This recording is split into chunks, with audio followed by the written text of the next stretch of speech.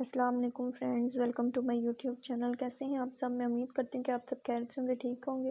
تو آج ہم ایک نیو ناول سٹارٹ کرنے جا رہے ہیں، جس کا نام ہے بات زندگی کی ہے، از قلم نازیہ کول نازی۔ مکمل ناول ہم نے ریڈ کرنا ہے، تو ہم سٹارٹ لیتے ہیں۔ ہوا تھمی تھی ضرور، لیکن وہ شام جیسے سسک رہی تھی کہ زرد پتوں کی آندھیوں نے عجیب قصہ سنا دیا تھا، وہ جس کو سن کر تمام پتے سسک رہے تھے، بلک رہے تھے، جانے کس ثانیے غم میں شجر جڑوں سے اکھڑ چکے تھے۔ بہت تلاشا تھا ہم نے تم کو، ہر ایک رستہ، ہر ایک وادی، ہر ایک پربت، ہر ایک گھاٹی، کہیں سے تیری خبر نہ آئی، تو یہ کہ ہم نے بھی دل کو ٹالا۔ ہوا تھمے گی تو دیکھ لیں گے ہم اس کو، راستوں میں ڈھونڈ لیں گے۔ ہوا تھمے گی تو دیکھ لیں گے ہم اس کو، راستوں میں ڈھونڈ لیں گے۔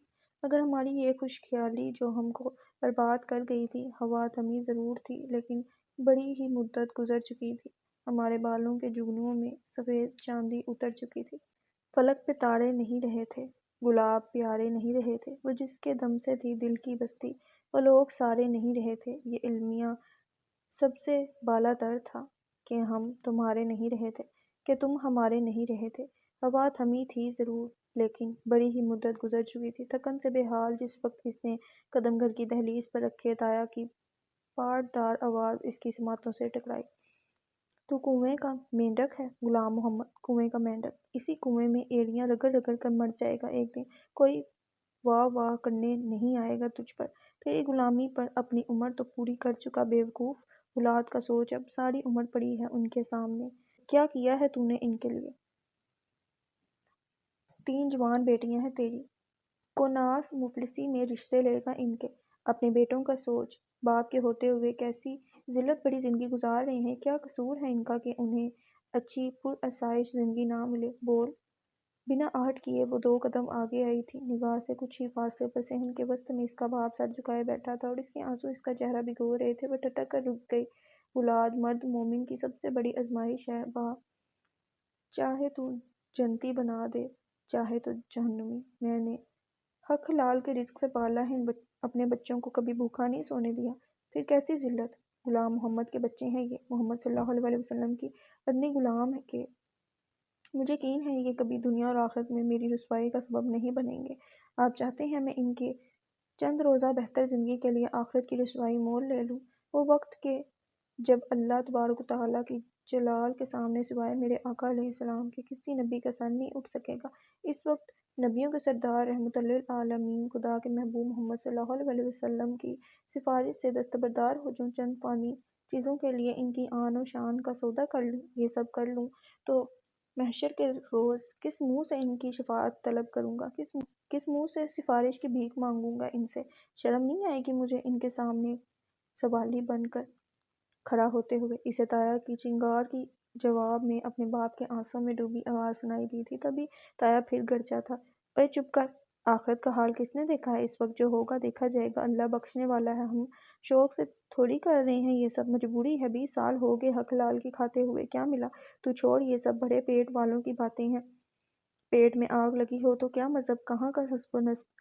تو دیکھ تو رہا ہے کیا کیا نہیں ہو رہا اس ملک میں دولت کے لیے، جہاں یہ سب جائیں گے وہاں ہم بھی چلے جائیں گے۔ آپ جا سکتے ہیں بھائی، میں اتنی سہار نہیں رکھتے تو جاؤ بھاڑ میں میری بلا سے۔ غلام محمد کے مختصر جواب پر تایا کو پھر اشتعال آیا تھا۔ ساری عمر لوگوں کے بچوں کو نفع نقصان کے سبق پڑھائے ہیں، کبھی اپنے ان بچوں کی طرف بھی دیکھ، وہ کیا چاہتے ہیں، ان کی کیا خواہشات ہیں، کہیں کا نہیں چھوڑتی یہ غیرت انسان کو۔ ہر گناہ اسی کی کوکھ سے جنم لیتا ہے، 4 پیسے ہاتھ آ جائیں تو ہماری بھی تقدیر بدل جائے، ورنہ کون ایسا شخص ہے یہاں جو اپنا ایمان ہاتھ پر لیے نہ پھرتا ہو؟ موت کے بستر پر پڑا ہے تو جا کر کہہ دے کسی ڈاکٹر سے کہ تیرا مفت علاج کر دے، کیونکہ تو نبی صلی اللہ علیہ وسلم کا عاشق ہے، سچا پکا مسلمان ہے۔ کون سنے گا تیری؟ صرف اس حوالے سے سر آنکھوں پر بٹھائے گا تجھے، نہیں جوتیاں ماریں گے تجھے، اور دھتکار کر پیسوں کے بغیر نکال باہر کریں گے۔ کوئی نہیں پوچھتا اس دنیا میں پیسوں کے بغیر، سب کی دولت کو سلام ہے۔ تجھے اتنا ہی غرور ہے اپنے ایمان پر تو جا کسی ہسپتال میں ایمان کا حوالہ دے کر ہو جا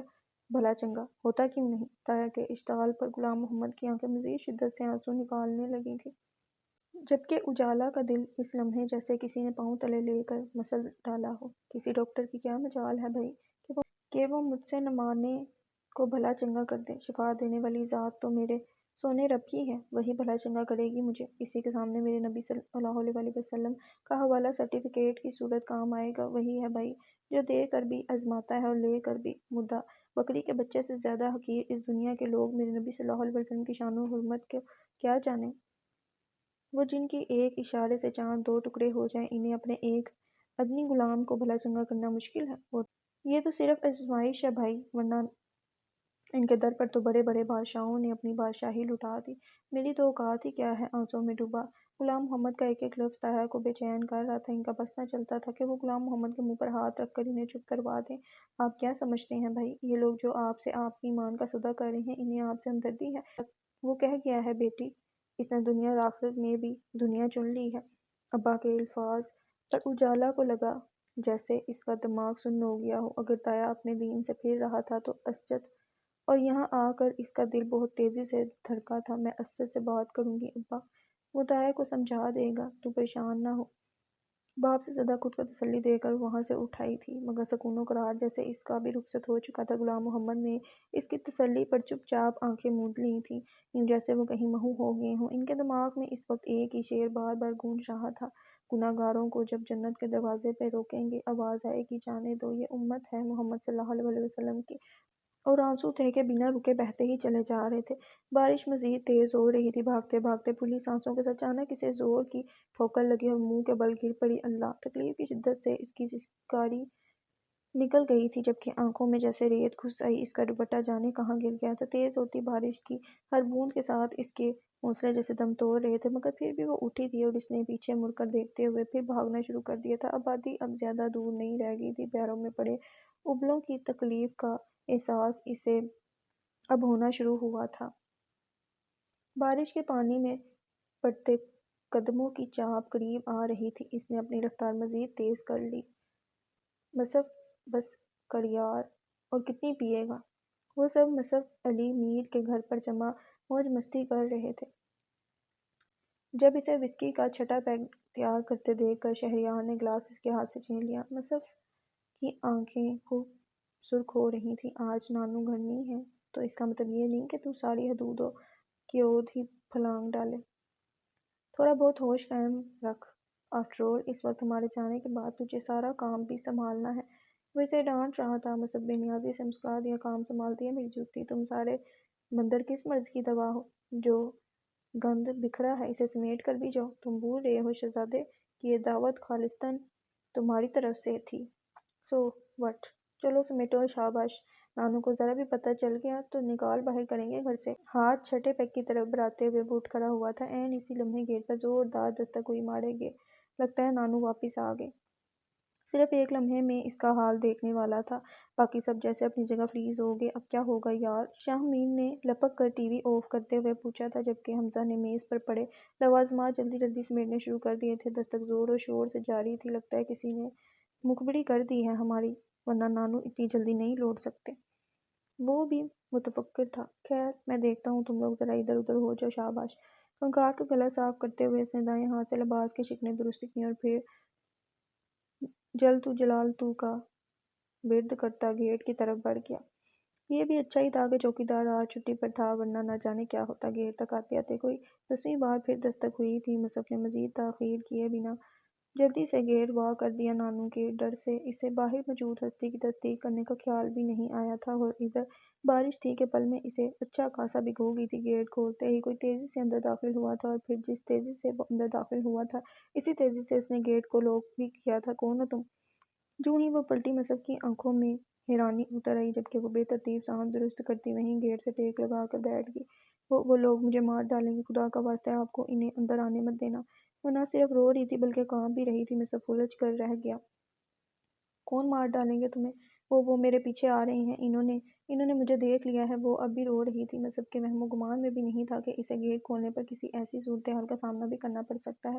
لڑکی کے خدشے کے عین مطابق گیٹ پر اب ایک بار پھر دستک ہو رہی تھی۔ مصف نے دیکھا لڑکی کا چہرہ خوف سے لٹے کی مانند سفید پڑ گیا تھا۔ اسی لمحے شہریار، حمزہ، شاہ میر اس کے پیچھے آئے تھے۔ مصف سب ٹھیک تو ہے نا؟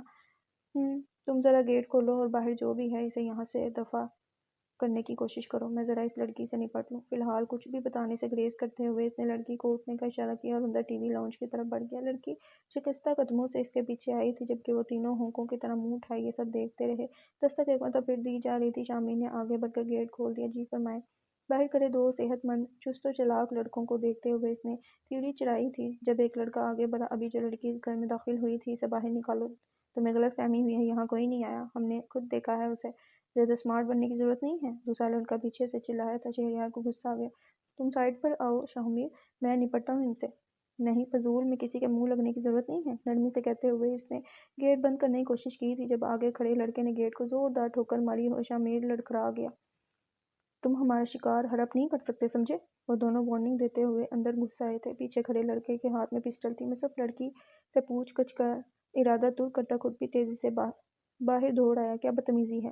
اسے معاملے کی سنگینی کا احساس ہو گیا تھا۔ سارا نشہ اس لمحے جیسے ہوا ہو گیا۔ تب ہی وہ چلایا تھا۔ شاہمیر اور حمزہ اب لڑکوں سے گتم گتہ ہو رہے تھے جبکہ شہریار ان کے بچاؤ کی کوشش کر رہا تھا۔ کتنے چوہے گھسا رکھے ہیں یہاں! پسٹل والے لڑکے نے حمزہ کے سر پر وار کیا تھا تاہم اس سے پہلے کہ وہ فائر کرتا مصعب نے اسے قابو کر لیا۔ چوہے نہیں، شیر ہیں یہ، شیر! چوہے تو تم لوگ ہو جو بزدلوں کی طرح گھس آئے ہو۔ Shut up! لڑکا چلایا تھا اور اس کے ساتھ ہی پسٹل چھیننے کی کوشش میں فائر ہو گیا جو کہ سیدھا مصعب کے دائیں بازو میں لگا۔ وہاں فضا میں ایک نسوانی چیخ بلند ہوئی تھی اور اسی کے ساتھ شہریار اور حمزہ ان لڑکوں پر جیسے بھوکے شیروں کی طرح پل پڑے تھے جبکہ شاہمیر مصعب کو سنبھال رہا تھا۔ میں ٹھیک ہوں۔ دایاں بازو لٹک جانے کے باوجود اس نے اپنے دوست کو تسلی دی تھی اور ان چاروں کی جان تھی ایک دوسرے میں۔ لڑکے اچھی خاصی درگت کے بعد وہاں سے بھاگ گئے تاہم حمزہ اور شہریار کو معمولی سا زخمی بھی کر گئے۔ سوری یار! مصعب ان تینوں سے شرمندہ تھا کہ اسی کی وجہ سے اس کے دوستوں کو یہ مشکل فیس کرنا پڑی تاہم وہ تینوں اسے گھور رہے تھے۔ ایک نمبر کے احمق ہو تم! کیا ضرورت تھی اس شر کو گھر میں پناہ دے کر پرایا پھڈا مول لینے کی؟ پتہ تو ہے ان لڑکیوں کا، پہلے چکر چلا لیتی ہیں، ماں باپ کی عزت کا سودا کر لیتی ہیں، پھر گھروں سے بھاگ کر ایسے اوباشوں کے ہاتھ لگ جاتی ہیں تو چیختی ہیں۔ ہم چاروں کو مروا دینا تھا اس فتنے نے۔ حمزہ کا تو بس نہیں چل رہا تھا کہ لڑکی کا چہرہ تھپڑوں سے سرخ کر دے۔ مصعب خود بھی پچھتا رہا تھا۔ اگر نانو وہاں ہوتی تو اس کی اچھی خاصی کلاس یقینی تھی۔ چل اب اس بازو کا کچھ کروا، دیکھ کیسے خون رس رہا ہے۔ شاہمیر کی نظر اس کے زخمی ہاتھ پر تھی۔ شہریار تیزی سے گراج کی طرف بڑھ گیا تھا۔ تم ذرا اس لڑکی کا دھیان رکھنا حمزہ، ہم ابھی واپس آ کر خبر لیتے ہیں اس کی۔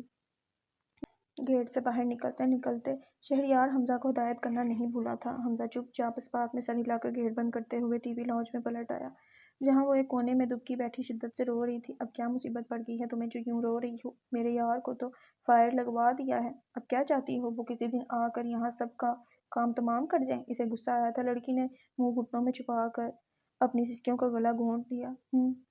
پہلے جوانی قابو میں نہیں آتی، کوئی آگے سے ہوشیار نکل آئے تو جان بچانے کے لیے بھاگتی پھرتی ہیں اور دوسروں کو مصیبت میں ڈالتی ہیں۔ میرا بس چلے تو تم جیسی ساری لڑکیوں کو سولی پر لٹکا دوں۔ وہ آپے سے باہر ہو رہا تھا۔ لڑکی نے سر گھٹنوں سے نہیں اٹھایا تھا۔ اگلے پونے گھنٹے میں مصعب لوگ واپس آ گئے۔ شہریار اور شاہمیر دونوں ہی اس کے لیے متفکر تھے۔ مصیبت ابھی تک یہیں موجود ہے، نکال باہر کیوں نہیں کیا اسے؟ ٹی وی لاؤنج میں داخل ہوتے شہریار کی چنگار پر لڑکی نے سر گھٹنوں سے اٹھایا تھا۔ وہ اس کی طرف بڑھ رہا تھا، شاید اسے پکڑ کر دھکے دیتے ہوئے گھر سے نکالنے کے لیے۔ اٹھو اور دفعہ ہو جاؤ یہاں سے! اس کے سمٹنے پر وہ رک گیا تھا۔ لڑکی چپ چاپ اٹھ کھڑی ہوئی تھی۔ اس کے سفید چہرے پر مردنی چھائی ہوئی تھی۔ کہاں جاؤں اس اندھیری طوفانی رات میں، جبکہ باہر لٹیرے گھات لگائے بیٹھے ہیں؟ اگر میں آپ کی بہن ہوتی تو کیا تب بھی تم جیسی بہن ہوتی میری تو یہاں تک نوبت ہی نہیں آتی، میں پہلے ہی گلا دبا کر کام تمام کر دیتا تمہارا۔ وہ چلایا تھا۔ مصعب ایک نظر لڑکی کے ستے ہوئے چہرے پر ڈالتا خاموشی سے صوفے پر ٹک گیا۔ تو پھر گلا دبا کر کام تمام کر دیجیے میرا۔ ذلت کی موت سے عزت کی موت 1000 بار قبول ہے مجھے۔ لڑکی کا اعتماد شاید بحال ہو چکا تھا۔ شہریار اس کی ہر دھرمی پر تنتنا اٹھا۔ بہت ہوشیار سمجھتی ہو اپنے آپ کو۔ میں کیوں تم جیسی 2 ٹکے کی لڑکی کا خون اپنے سر لوں؟ 2 ٹکے کی بھی نہیں ہوں۔ اس کی نفرت پر وہ چلائی تھی۔ 1 ٹکے کی حیثیت بھی نہیں ہے میری۔ آپ میری طرف دیکھیں، آپ کتنے ٹکوں کے ہیں؟ وہ اب خوف کا شکار نہیں تھی۔ شہریار کے ساتھ ساتھ باقی تینوں کی بھی اس کی جرات پر دنگ رہ گئی۔ صرف 1 رات پناہ دے دیجیے اس 4 دیواری میں، صبح کہیں نہ کہیں چلی جاؤں گی۔ اگلے ہی پل ٹون بدلی تھی اور وہ ایک نظر ان چاروں پر ڈالتی ٹی وی لاؤنج سے باہر نکل گئی تھی۔ یار یہ لڑکی ہے یا کوئی بلا ہے؟ شاہمیر متفکر ہوا تھا۔ مصعب مسکرا دیا۔ مجھے تو بلا ہی لگتی ہے کوئی، باقی اللہ بہتر جانتا ہے۔ کمبخت نے سارے رنگ میں بھنگ ڈال دیا۔ صبح نانو کی واپسی سے پہلے اسے یہاں سے دفع کر دینا، نہیں تو ہم چاروں کی خیر نہیں۔ شہریار تھکا تھکا سا مصب کے برابر جم گیا تھا۔ تب ہی حمزہ ہونٹ دباتے ہوئے بولا، دفع ہی کرنا ہے تو کیوں نہ موقع سے فائدہ اٹھائیں؟ شراب موجود ہے، شباب کا انتظام قدرت نے کر دیا۔ دیکھا نہیں کیسا غضب کا سراپا ہے اس کا؟ اس کی تجویز پر ان تینوں کو جیسے سام سونگ کیا تھا۔ وہ ایسی لڑکی نہیں ہے۔ مصب نے نظریں چڑھائی تھیں۔ تمہیں کیسے پتا وہ ایسی لڑکی نہیں ہے؟ حمزہ کو اس کی فیور بری لگی تھی۔ پتہ نہیں، بس اسے دیکھ کر لگتا ہے وہ ایسی لڑکی نہیں ہے۔ واہ سبحان اللہ، ایک ہی رات میں بڑے نظر شناس ہو گئے ہیں۔ جتنی مصیبت اس نے ہمیں ڈالی ہے، اس کے بعد ہمارا یہ حق بنتا ہے کہ ہم اس سے لطف اٹھائیں۔ شٹ اپ حمزہ، وہ کسی مشکل کا شکار بھی ہو سکتی ہے، املاک عیاش صحیح، مگر اتنے بھی گرے ہوئے نہیں ہیں کہ پناہ دے کر کسی کو لوٹ لیں۔ یاروں سے غداری، غیروں سے وفاداری، واہ۔ شمیر کے ہونٹوں پر تمسکرانہ مسکراہٹ پھیلی ہوئی تھی۔ مصب جھنجھلا گیا، باہر میں جاؤ تم لوگ میری بلا سے۔ اوکے یار، فی الحال تو گھر جا رہے ہیں، ورنہ میرے تو ہٹلر فادر شام کے بعد گھر سے نکلنے پر پابندی لگا دیں گے۔ تو گرم نہ ہو، عیش کر، شمیر سب سے پہلے کہتے ہوئے اٹھ کھڑا ہوا۔ اس کے ساتھ حمزہ اور شہریار بھی اٹھ کھڑے ہوئے۔ جانے کو دل تو نہیں چاہتا، پھر بھی مجبوری ہے یار، کسی بھی قسم کی کوئی گڑبڑ ہو تو فوری اطلاع دینا، میرا آج رات سونے کا موڈ نہیں۔ حمزہ نے اس کا کندھا تھپتھپاتے ہوئے کہا۔ مصب پلکیں موندے بے نیاز بیٹھا تھا۔ چل اٹھ، اب گیٹ لوک کر لے جا رہے ہیں ہم، اس بار شہریار نے صدا دی تھی۔ مصب قطع دل نہ چاہتے ہوئے بھی اٹھ کھڑا ہوا تھا۔ باہر بارش اب تھم چکی تھی۔ اس کا دماغ جیسے رفتہ رفتہ سن ہو رہا تھا، کچھ تو نشے کا اثر تھا اور کچھ دوا کا۔ وہ گیٹ لوک کر کے واپس پلٹا تو لڑکی گھٹنوں میں سر دیے وہیں برآمدے کی سیڑھیوں پر بیٹھی دکھائی دی۔ وہ اسے یکسر نظر انداز کرتا اندر چلا آیا اور کچھ ہی دیر میں شدت سے تاری ہوئی غنودگی نے اسے دنیا مافیا سے بے خبر کر دیا۔ کون ہو تم؟ ہٹلر نانو کی سواری بعد بہاری اگلے روز مصب کی بیداری سے قبل ہی پہنچ گئی تھی۔ گیٹ بخار میں جلتی پھنکتی لڑکی کو کھولنا پڑا تھا، تب ہی وہ ٹھٹکی تھی۔ جی میں ایمان۔ گڑبڑا کر وہ محض یہ ہی جواب دے سکی۔ نانو ٹیکسی والے کو فارغ کرنے کے بعد اسے سائڈ پر کرتی ہوئی اندر چلی ہیں۔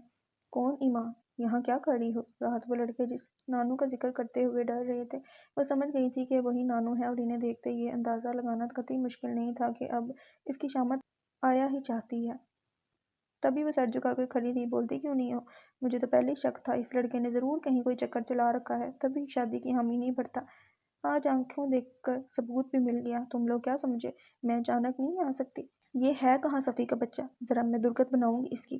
تیز لہجے میں بولتے بولتے وہ اس کی خاموشی پر اندر کی طرف بھر گئی تھی، مگر مصب کے کمرے کی کھلی دہلیز پر قدم رکھتے ہی انہیں ایک اور جھٹکا لگا تھا۔ نظر کے سامنے ہی وہ بے ترتیب سائڈ پر لیٹا ہوا تھا اور اس کے دائیں بازو پر پٹی بندھی تھی جس پر لگا خون صاف دکھائی دے رہا تھا۔ ایک لمحے کے لیے وہ جیسے دہل ہی گئیں۔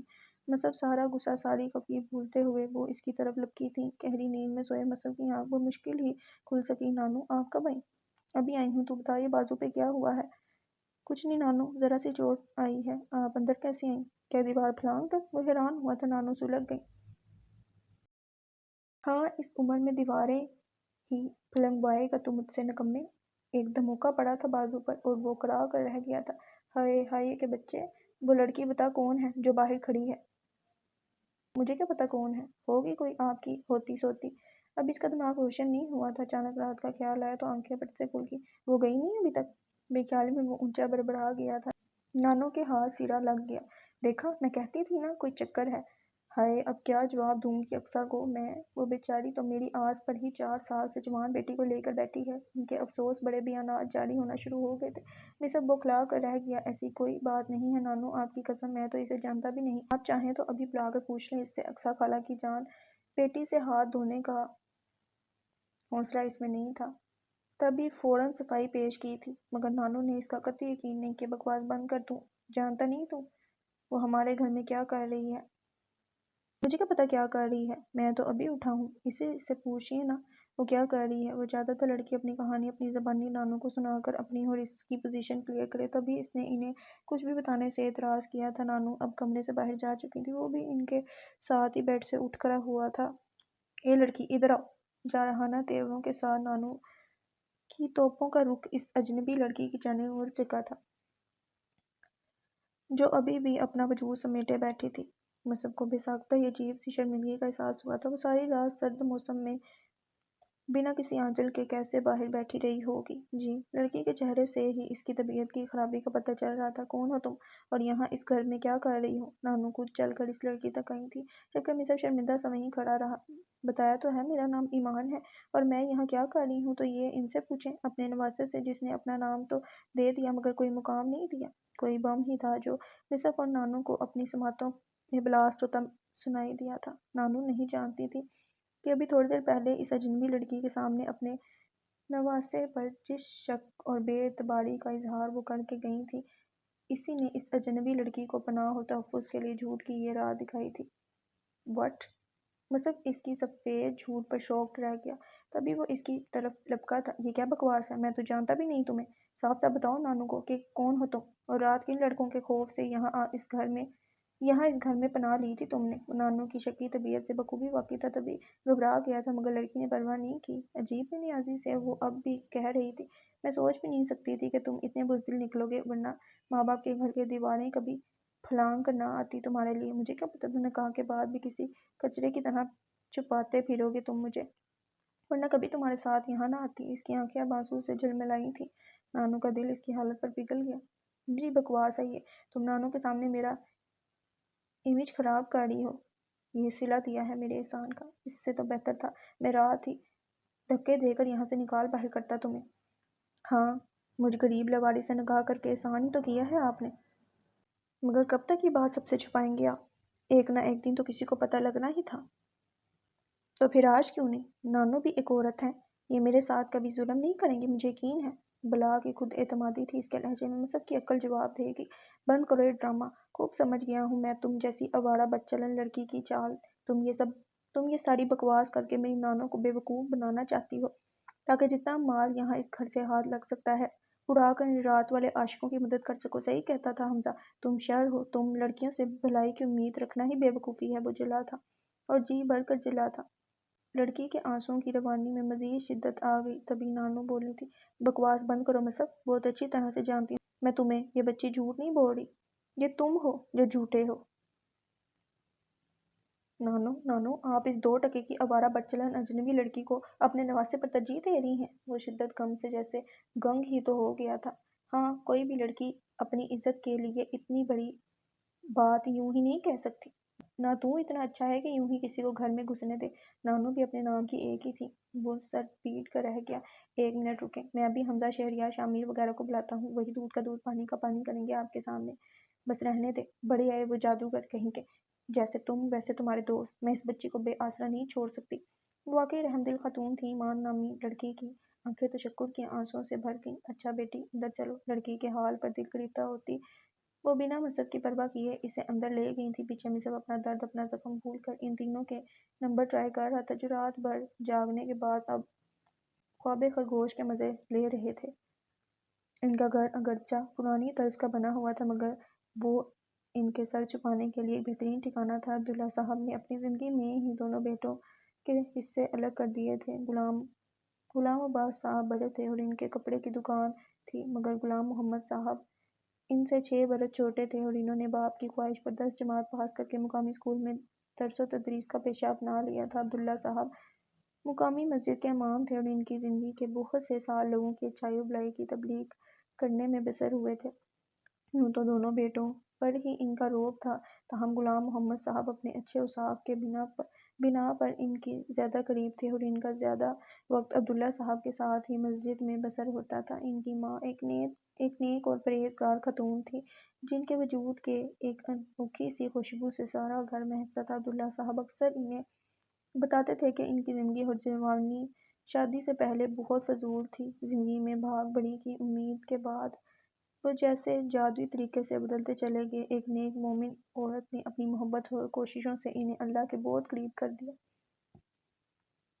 यही वजह थी कि इनकी वफ़ात के बाद वो बहुत ज़्यादा आजिज़ हो गए थे। सारी सारी रात मस्जिद में एक कोने में बैठे अल्लाह की इबादत में मसरूफ़ रहते और पुरसकून खुश रहते। अब्दुल्ला साहब के गुलाम मोहम्मद साहब से ख़ुसूसी उनसियत के बाइस गुलाम मोहम्मद साहब की कभी अपने छोटे भाई से नहीं बनी थी। वो अपनी मनमानी करने वाले ज़िद्दी इंसान थे। यही वजह थी कि अभी 18 साल के हुए थे कि एक روز بغیر کسی کو بتائے اپنی دکان سے آنے والی ایک خوبصورت دوشیزہ سے چوری چھپے شادی کر لی۔ بہت زیادہ دن چھپی نہیں رہ سکی تھی۔ یہی وجہ تھی کہ محلے میں بے پناہ اچھی شہرت رکھنے والے عبداللہ صاحب نے بیٹے کی شرمناک حرکت کو ایسا دل پہ لیا کہ پھر سنبھل ہی نہ سکے اور 15 روز کے اندر اندر دل کے دورے کا شکار ہو کر اپنے خالق حقیقی سے جا ملے۔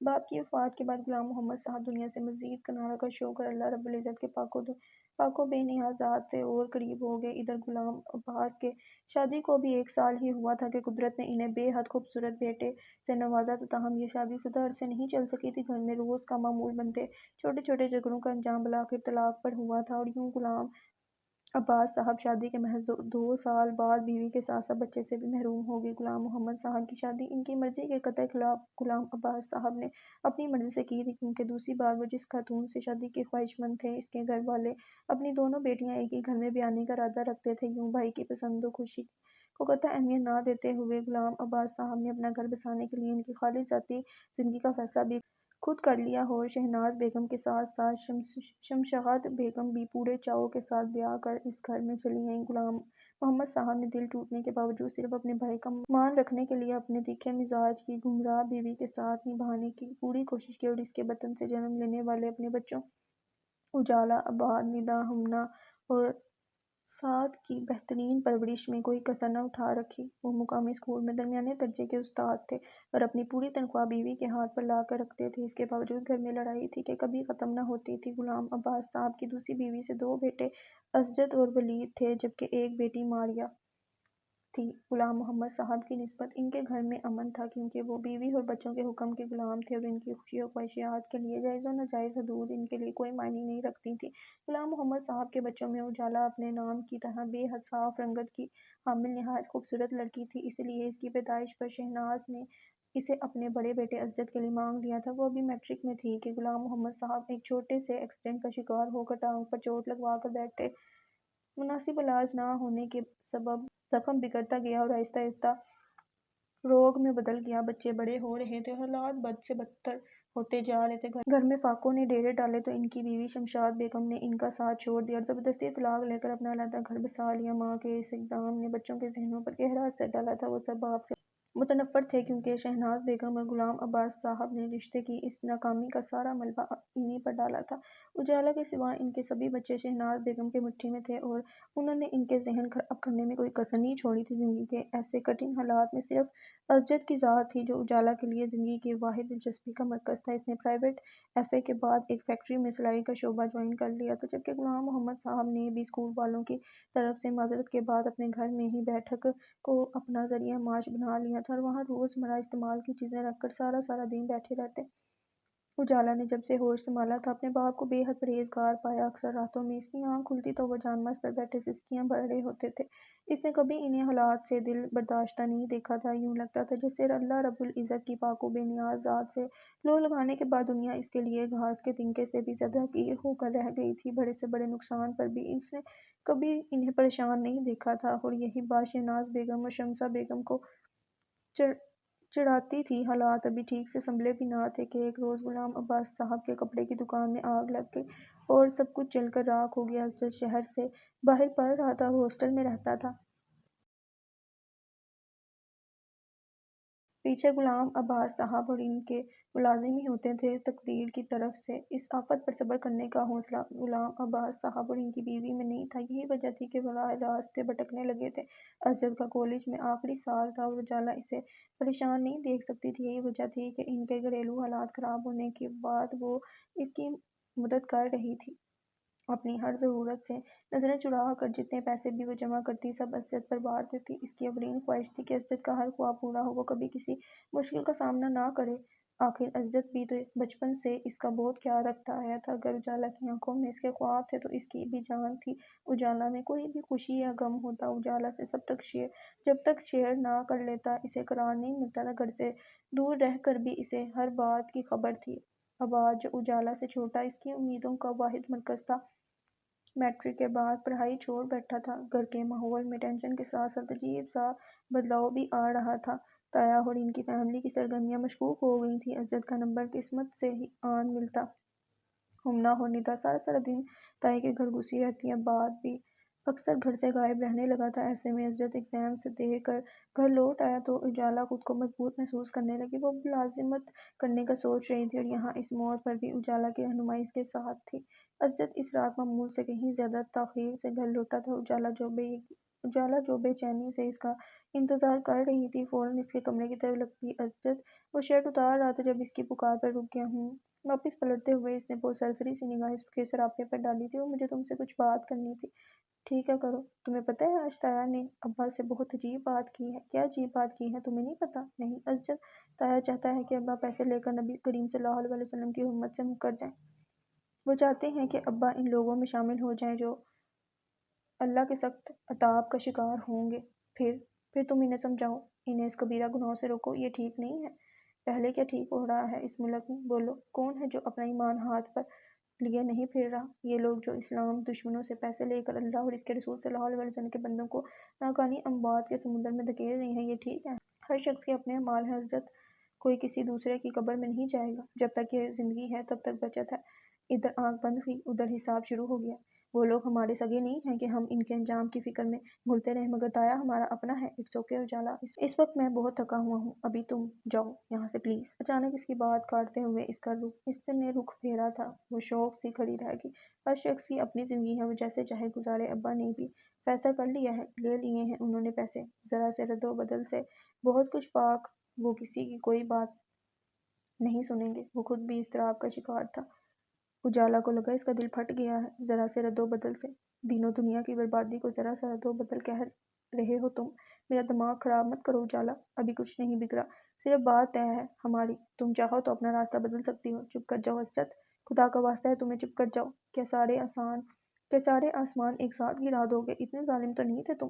وہ ٹوٹی تھی اور آنسو ایک لمحے میں اس کا چہرہ بھگو گئے تھے۔ اسجد عباس لب نیچے کمرے سے نکل گیا تھا۔ کیا واقعی اب اس کے لیے اس کی کوئی اہمیت نہیں رہی تھی؟ کیا واقعی اسے اپنے باپ کی گمراہی سے کوئی فرق نہیں پڑ رہا تھا؟ وہ جتنا سوچ رہی تھی اتنا ہی اس کا سر درد سے پھٹ رہا تھا۔ پوری رات جاگ کر بسر کرنے کے بعد صبح جب وہ فجر کی نماز کے لیے اٹھی تو سر بے حد بھاری ہو رہا تھا۔ تایا کی پورشن کی طرف مکمل خاموشی تھی۔ وہ بے دلی سے وضو کرنے کے بعد مصلی پر کھڑی ہوئی تو رکے ہوئے آنسوؤں کا سلسلہ دوبارہ شروع ہو گیا۔ کتنی بے شمار دعائیں تھیں جو اس وقت اس نے روتے ہوئے اپنے اللہ سے کی تھیں۔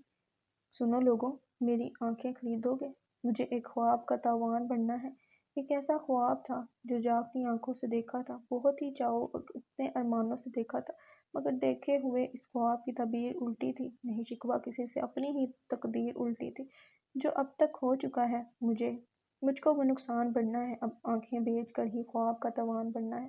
وہ بیڈ پر اداس بیٹھی تھی جب نانو نے گرم کمبل اس کے گرد لپیٹ دیا۔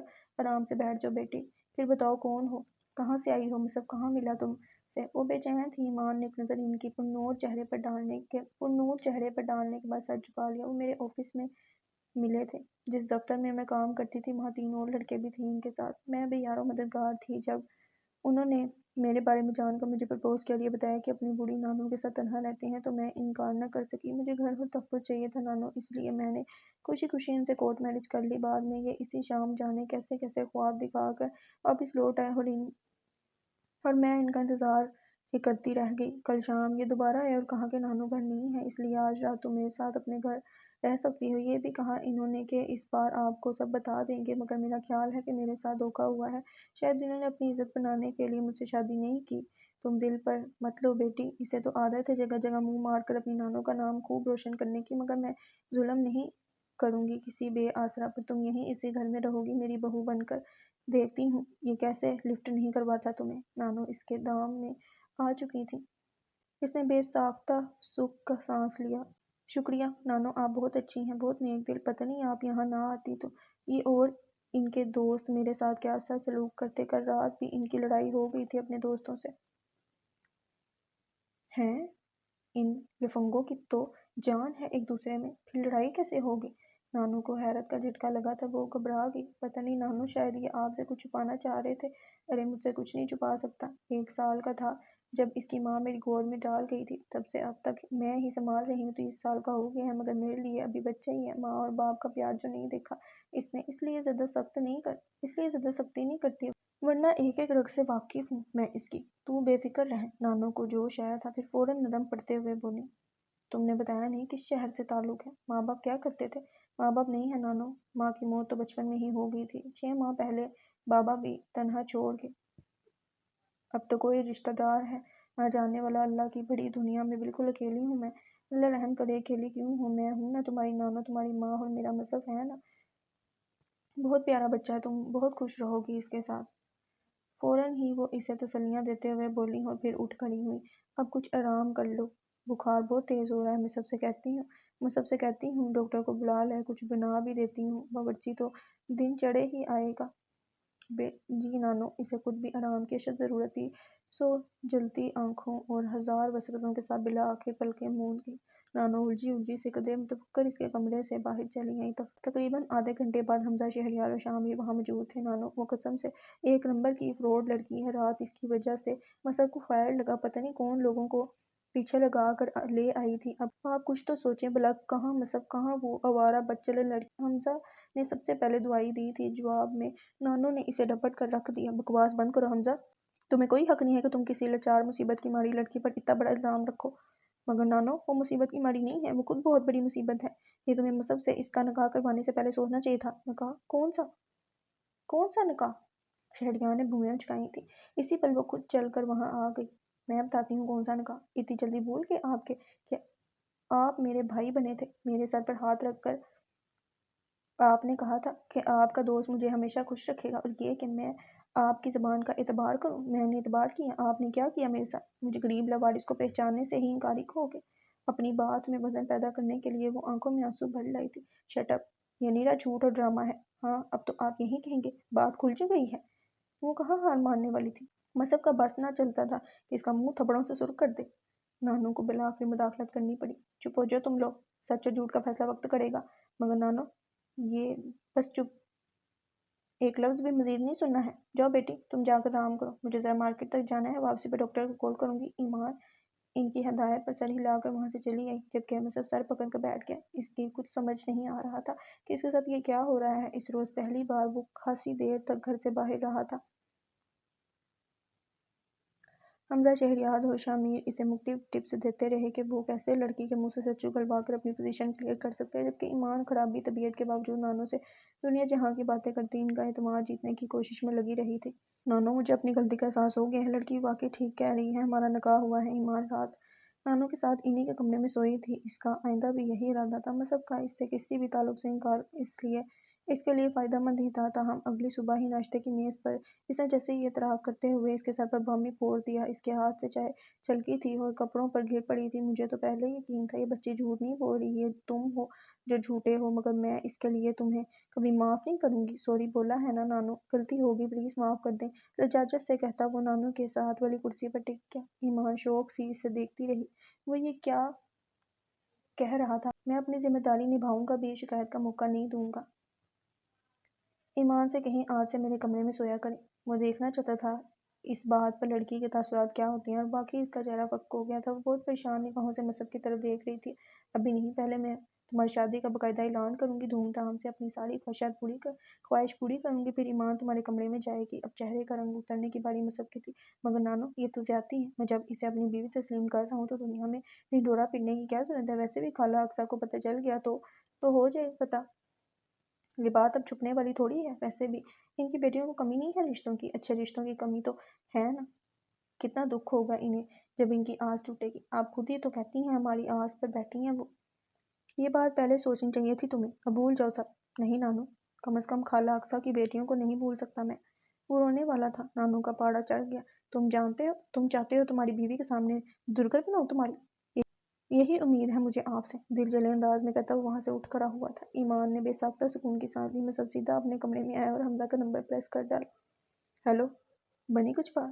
دوسری طرف سے اس نے پہلی ہی بیل پر کال پک کر کے بنا دعا سلام کیے پوچھا تھا۔ نہیں بنی، نانو کے اصولوں اور خواہشوں نے پانی پھیر کر رکھ دیا۔ کچھ اور بتا، چل آجا پھر یہاں مل کر کچھ اور پلان کرتے ہیں۔ وہ جلد میں تھا۔ مصب نے کال کاٹ کر گاڑی کی چابی اٹھا لی۔ اگلی صبح کے طلوع ہوتے سورج سے قبل ہی اسجد گھر سے نکل گیا تھا۔ وہ آفس کے لیے تیار ہو رہا تھا جب تایا اور طئی خاموش سے پھر ان کی پوشن کی طرف چلے آئے تھے۔ غلام محمد صاحب اس وقت ذکر الہی میں مشغول تھے۔ طایا آ کر ان کے پاس چارپائی پر بیٹھ گئے۔ پھر کیا سوچا ہے تم نے غلام محمد؟ کس بارے میں؟ طایا کے سوال پر اس کے ابا کا سر یوں اٹھا تھا جیسے وہ کل ہونے والی ہر بات بھلا چکی ہوں۔ تائی نے ان کے جواب پر ناگواری سے پہلو بدلا تھا۔ 2 دن سے کس بات پر سر کھپا رہی ہیں تیرے ساتھ؟ کہا تو ہے مجھے یہ سودا منظور نہیں، مرنے کے بعد بھی نہیں۔ کاش میرے بازو میں طاقت ہوتی تو مجھ سے ایسا مطالبہ کرنے والے کا سر تن سے جدا کر دیتا۔ دیکھا آپ بھائی کی محبت میں پاگل ہو رہی ہیں۔ یہ آپ کا سر تن سے جدا کرنے کی بات کر رہا ہے، یہی سننا تھا یا ابھی کچھ اور بھی سننا باقی ہے؟ تائی ان کے جواب پر بجلی کی طرح چمکی تھی۔ تایا غصہ ان کا چہرہ سرخ کر گیا۔ تو نے کیا سر تن سے جدا کرنا ہے میرا؟ میں خود ہی دفع کرتا ہوں تجھے۔ مر یہاں سر سر کے، مجھے کیا، میں تو جا رہا ہوں یہاں سے، دیکھوں گا آج کے بعد کون پوچھتا ہے تجھے۔ پہلی بار اجالا نے تایا کا ایسا غضبناک روپ دیکھا تھا، اس کا دل پہلو میں شدت سے کانپ اٹھا تھا۔ بات سنبھلنے کے لیے وہ جلدی سے آگے بڑھی تھی۔ تایا میری بات سنیں، ابا کی طبیعت ٹھیک نہیں ہے، آپ باہر میں جائیں، ہماری طرف سے تیرا ابا ہتون، سمجھی؟ تائی نے اس کی بات پوری نہیں ہونے دی تھی، وہ لپک کر ان کی پوشن تک ان کے پیچھے آئی، مگر وہاں کوئی ان کی بات سننے والا نہیں تھا۔ وہاں اس گھر کے در و دیوار کے اندر تبدیلی آ رہی تھی۔ وہ بے بسی سے شکستہ قدم گھسیٹتی واپس چلی آئی تھی۔ تایا اور ان کی فیملی اس روز اپنا گھر چھوڑ گئے تھے۔ انہوں نے نہ صرف پوشن خالی کر دیا تھا بلکہ اسے ایک اوباش بزنس مین کے حوالے کے ہاتھوں فروخت بھی کر دیا تھا۔ آباد، ہمنا، ندا اور سعد چاروں اپنے باپ سے خواہ تھے کہ وہ تایا کے ساتھ کیوں نہیں کہ اجالا کو لگتا تھا جیسے اس کا دماغ پھٹ جائے گا۔ شدید نامساعد حالات اور ڈپریشن نے اس کے ایمان کی چولیں ہلا دی تھیں۔ اپنے ماں باپ کے ساتھ عزت غلام عباس کی وہاں سے رخصتی نے اسے اندر سے کاٹ ہی تو ڈالا تھا۔ اس وقت جب وہ بنا اس سے کچھ کہے گھر واپسی پر اپنا سامان پیک کر رہا تھا تو وہ اس کے سامنے رو پڑی تھی۔ عزت، کیا تمہارے لیے بھی دولت میرے پیار سے بڑھ کر انمول ہے؟ نہیں۔ وہ خود بھی ڈپریس تھا۔ اجالا طرف اٹھی۔ نہیں تو میرا ساتھ چھوڑ کر کیوں جا رہے ہو؟ تم جانتے ہو نا مجھے تمہارے بغیر جینے کا سلیقہ نہیں ہے۔ تم جانتے ہو عزت، میرے لیے زندگی کا اگر کوئی معنی ہے تو وہ تم ہو۔ میں نہیں چل سکتی ایک قدم بھی تمہارے بغیر، جانتا ہوں۔ وہ اب بھی کمرے کی کھڑکی کے اس پار سڑک پر پھیلے اندھیروں کو دیکھ رہا تھا۔ اجالا نے اس کا بازو تھام لیا۔ جانتے ہو تو تماشا کیوں بنا رہے ہو میرا؟ کیوں ضبط آزما رہے ہو؟ میں مجبور ہوں اجالا، اپنے والدین کا مقروض ہوں۔ میری ذات پر پہلا حق ان کا ہے، اللہ کا نہیں ہے جس نے تمہیں پیدا کیا۔ تم پر بے پناہ احسانات کے کیوں نہیں ہے؟ میں نے کب اقرار نہیں کیا اس کے احسانات کا؟ میں اپنے مذہب کو سستے داموں فروخت نہیں کر رہا ہوں۔ مجھے بھی پتہ ہے یہ چند لاکھ، یہ کروڑ جنت کی قیمت نہیں ہے۔ پھر کچھ نہیں، ذرا سے صبر اور حوصلے سے کام لو، سب ٹھیک ہو جائے گا۔ وہ جانے کیا سوچے ہوا تھا، وہ خاموشی سے واپس پلٹ آئی۔ عزت غلام عباس اسی رات اپنے والدین کے ساتھ وہاں سے چلا گیا تھا، تاہم اجالا کی محبت اور دعائیں اس کے لیے کم نہیں ہوئیں۔ اپنی ہر نماز میں ایمان کی سلامتی اور باپ کی صحت مندی کے بعد اس کی تیسری دعا عزت غلام عباس کے لیے ہی ہوتی تھی۔ اسے یقین تھا کہ اللہ اس کی دعائیں کبھی رد نہیں کرے گا۔ اگلے روز سنڈے تھا اور وہ کل رات کی تھکن کے باعث خاصی تاخیر سے بیدار ہوا تھا۔ شاور لینے کے بعد فریش ہو کر نیچے آیا تو ایمان ناشتے کے بعد نانو کے بالوں میں تیل لگاتے ہوئے مساج کر رہی تھی، ساتھ ہی ساتھ کسی دینی مسئلے پر گفتگو بھی جاری تھی۔ السلام علیکم، گلا کھنگھار کر صاف کرتے ہوئے اس نے انہیں اپنی موجودگی کا احساس دلایا۔ وعلیکم السلام، نانو کے بجائے جواب اس کی طرف سے آیا تھا۔ وہ وہیں صوفے پر ٹک گیا۔ نانو جلدی سے تیار ہو جائیں، اقصی آنٹی کے گھر جانا ہے، کل سے فون پر فون آ رہے ہیں ان کے۔ آنے دو، مجھ میں اس کا سامنا کرنے کی ہمت نہیں ہے۔ او کم آن نانو، اب ایسی بھی کوئی بات نہیں ہے، میں آپ کے ساتھ جا رہا ہوں، میں خود ساری بات سنبھال لوں گا، اور پیچھے ایمان کے پاس کون رہے گا؟ اللہ ہے نا۔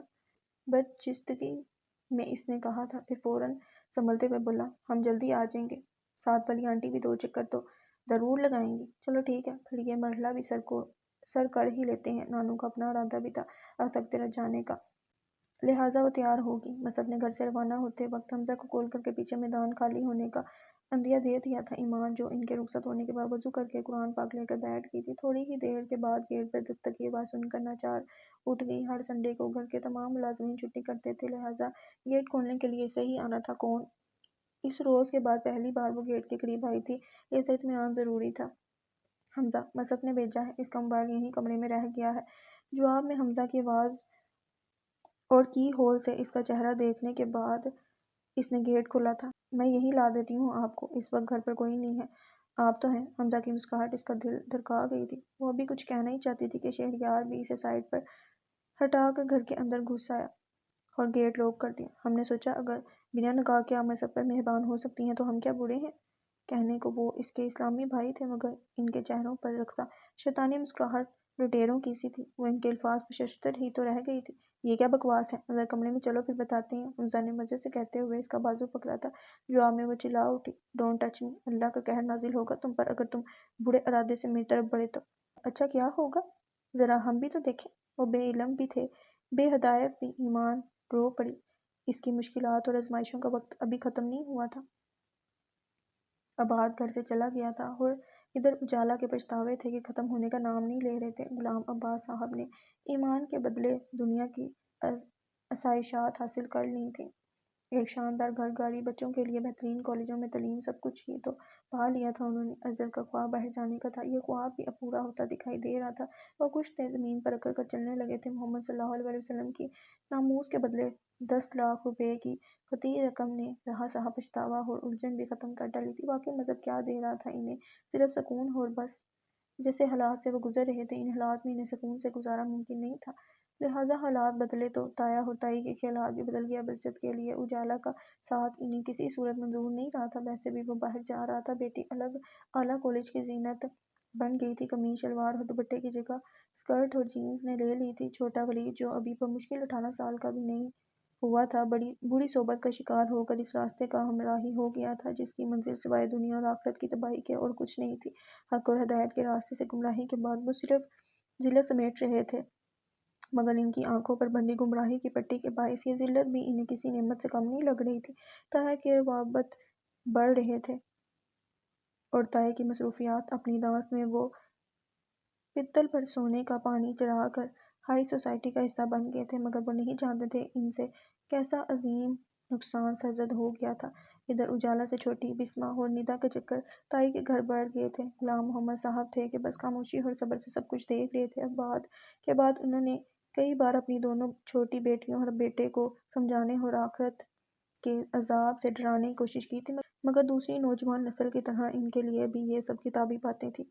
باپ کے دکھاوے کو وہ کسی وقت کی نماز پڑھ بھی لیتی تو دماغ میں دنیاوی نفع نقصان کے خیالات ہی گردش کرتے تھے۔ وہاں نہ آخرت کی کوئی پرواہ تھی، نہ اللہ کی ناراضگی کا خوف، نہ ہی معاشرے میں رسوائی کا کوئی خدشہ۔ ہر شے سے بے خبری اور بے نیازی کی۔ اس دنیا میں صرف راج تھا تو دل اور اس کی خواہشوں کا، باقی ہر چیز ان کے لیے جیسے بے معنی ہو کر رہ گئی تھی۔ تائی آج کل ندا کو عزت کے خواب دکھا رہی تھی، کیونکہ ندا ایک تو اس کی جانشین تھی، دوسرا وہ غلام محمد صاحب اور اجالا کو رلانا چاہتی تھی۔ وہ جانتی تھی کہ عزت باہر جانے کے لالچ میں کبھی بھی ان کے کسی فیصلے سے انحراف نہیں کرے گا۔ اس کے باوجود اس عورت نے ندا کی مدد سے ان دونوں کے لیے بڑا مضبوط جال تیار کر لیا تھا۔ بسمہ کے روابط ساتھ والے گھر میں مقیم 40 سالہ عیاش بزنس مین سے بڑھ گئے تھے۔ اجالا کی غیر موجودگی میں ندا کو بتا کر وہ سارا سال اپنی مہم گزارتی تھی۔ غلام محمد صاحب کو اجالا خود صبح فیکٹری جانے سے پہلے بیٹھک میں بٹھا کر جاتی اور گھر واپسی کے بعد وہی انہیں وہاں سے اٹھا کر لاتی۔ انہیں علم ہی نہیں تھا کہ ان کی ناک تلے کون سا کھیل کھیلا جا رہا ہے۔ اس دن عزت کی انگلینڈ کے لیے روانگی تھی اور اجالا کو فیکٹری سے جواب مل گیا تھا۔ اعصاب پہلے ہی قابو میں نہیں تھے کہ دل پر ایک اور بوجھ آ پڑا۔ بسمہ حسب معمول ساتھ والوں کے گھر پہنچی ہوئی تھی، جبکہ ندا اس کے لاکھ منع کرنے کے باوجود تائی کے گھر صدار گئی تھی۔ ساتھ کی کیا کچھ سرگرمیاں تھیں، اجالا اس سے باخبر تھی۔ اس وقت غلام محمد صاحب کی طبیعت بگڑنے پر وہ شدید اشتعال میں ساتھ والے گھر آئی تھی تاکہ بسمہ کو تھپڑ لگاتے ہوئے وہاں سے واپس لا سکے۔ پچھلی پوری رات کی جاگی ہوئی تھی، اس لیے سر بے حد بوجھل ہو رہا تھا۔ اس کے وہم و گمان میں بھی نہیں تھا کہ وہ کیسا منظر دیکھنے جا رہی ہے۔ ساتھ والے گھر کے اس شاندار کمرے میں بسمہ بزنس مین سے چپک کر بیٹھی ہوئی تھی اور وہ اس کے گال سے لاتے ہوئے اس پر اپنا پیال اٹھا رہا تھا۔ وہیں دہلیز پر ٹھٹک گئی، تبھی بزنس مین کی نظر اس پر پڑی تھی۔ ارے بڑی سالی صاحبہ آئی ہیں، خوش آمدید بھائی۔ بسمہ کے چہرے کا رنگ اڑا تھا، جبکہ بزنس مین کے چہرے پر فقریہ مسکراہٹ تھی۔ اجالا کو لگا وہ ہل بھی نہیں سکے گی۔ اندر آئیں اجالا صاحبہ، رک کیوں گئیں؟ وہ بچھا جا رہا تھا۔ بسمہ موقع سے فائدہ اٹھا کر سوراخ سے نکل آئی۔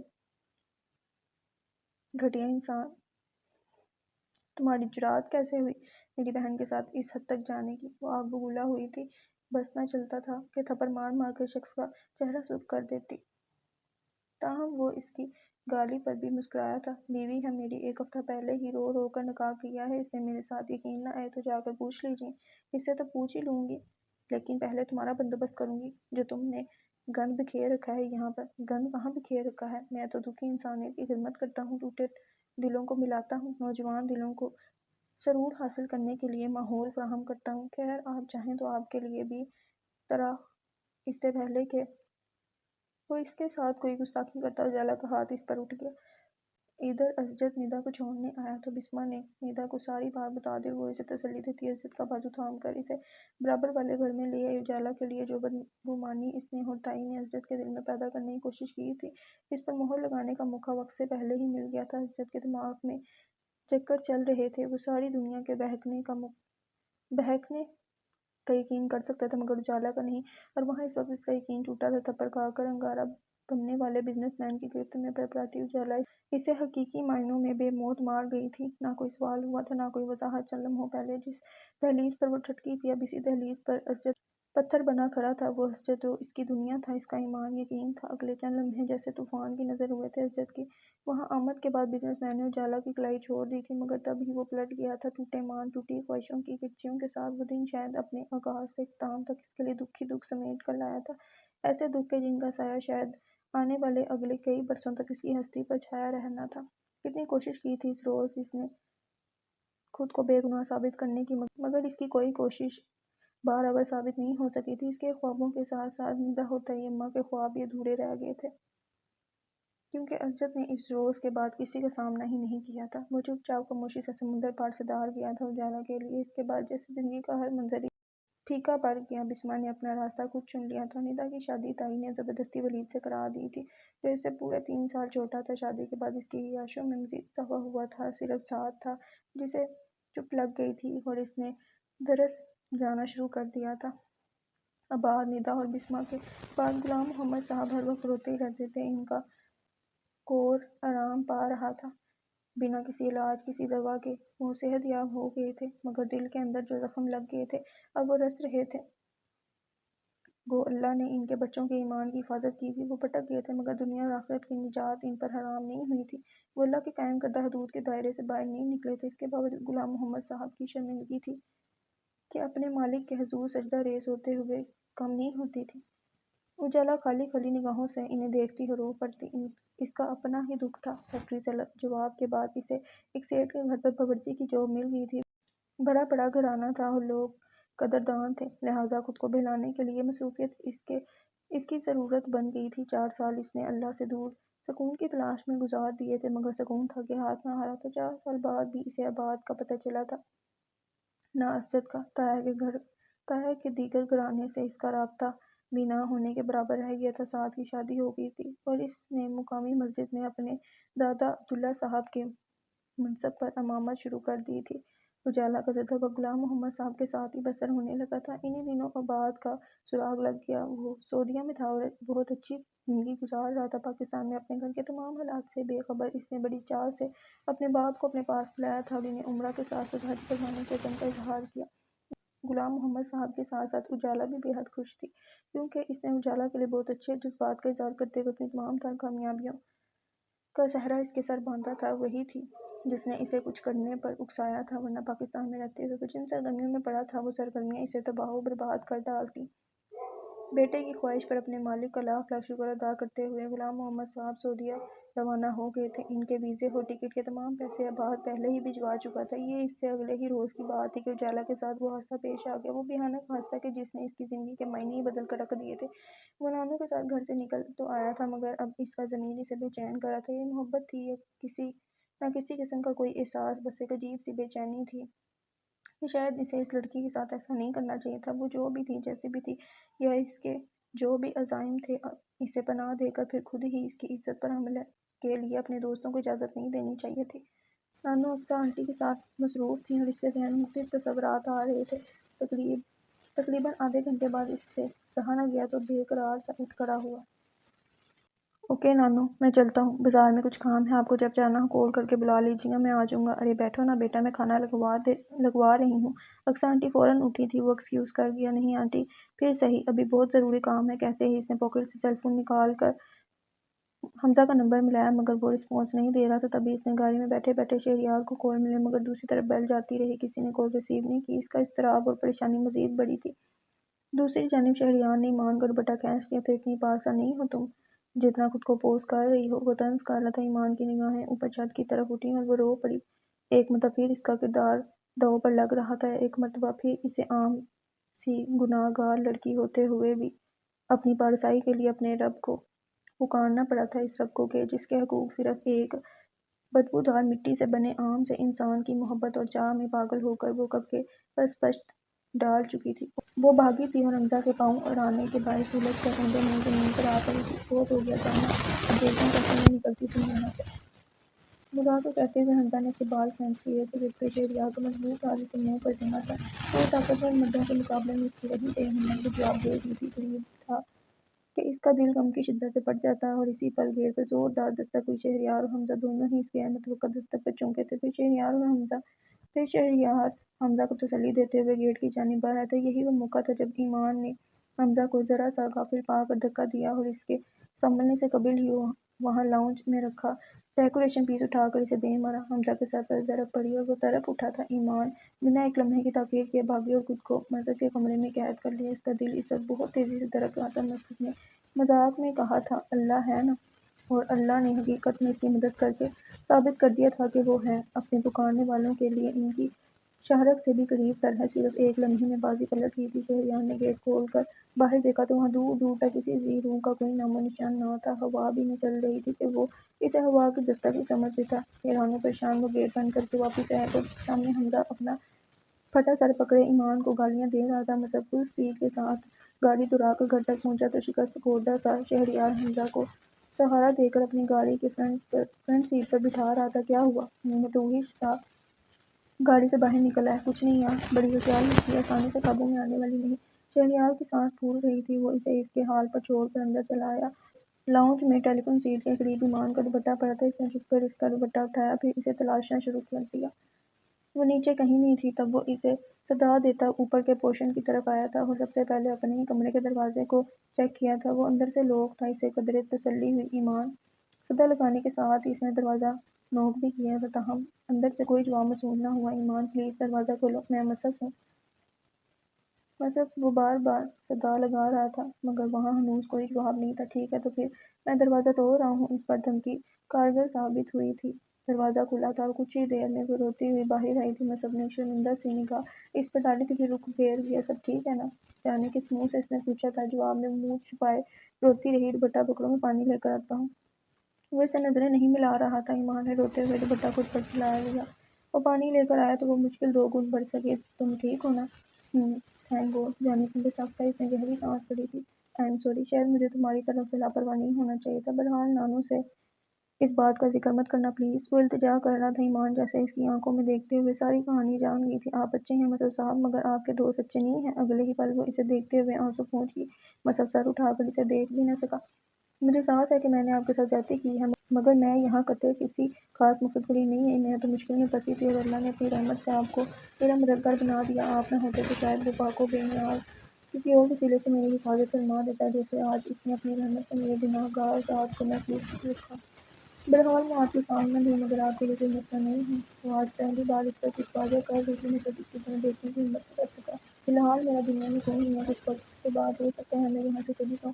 تب تک نانو جو بھی سمجھے آپ کے لیے میں اس گھر کی معمولی ملازمہ کی حیثیت سے رہوں گی۔ اتنا اعتبار تو آپ کر ہی سکتے ہیں مجھ پر۔ اسے پانی میں بھگو کر مارنا آتا تھا۔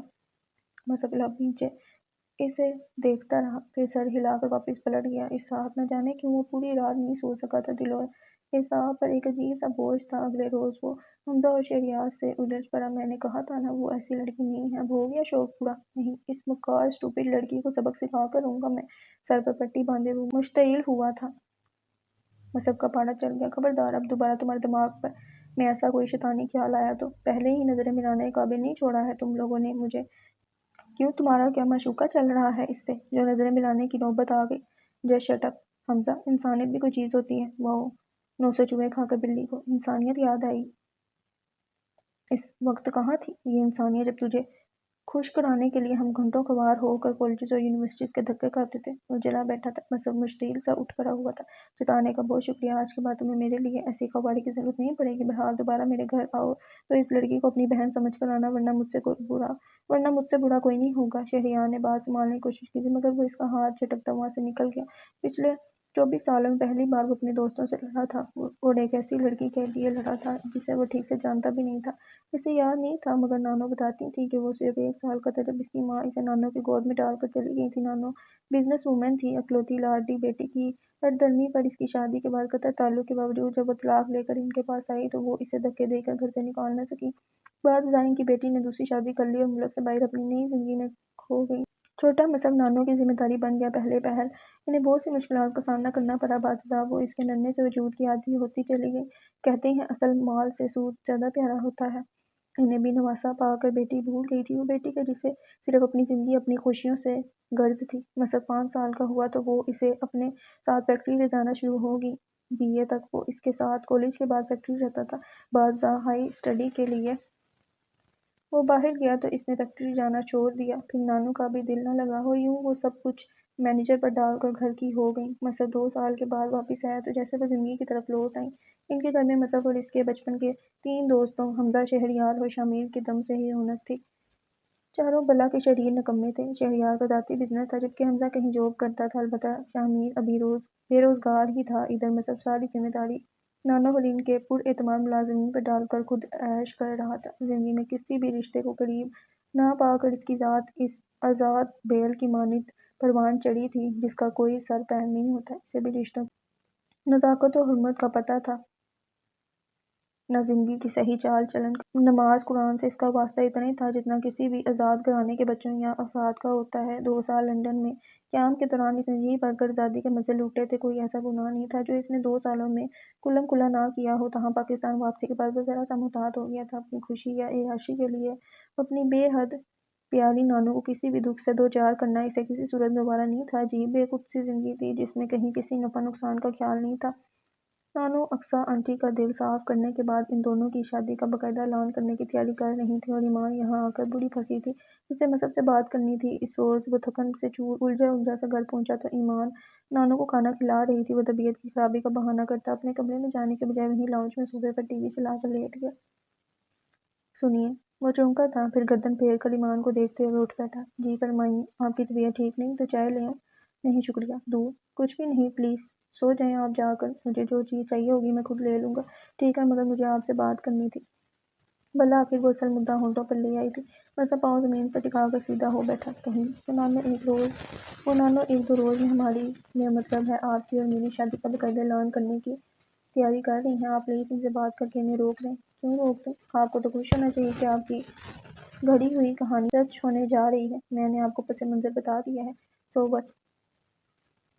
پلان آپ کا تھا، اس کی وضاحت بھی آپ ہی کریں گی۔ نانو کو میری کسی بات کا اعتبار نہیں ہے اب۔ وہ اس کی مدد کرنے سے صاف مکر گیا تھا۔ ایمان بے بسی سے لب کچل کر رہ گئی تھی۔ فی الحال اس میں نانو کو سچ بتا کر اس کی ناراضگی مول لینے کی ہمت نہیں تھی، اور ادھر وہ جیسے ہتھیلی پر سرسوں جمائے بیٹھی تھی۔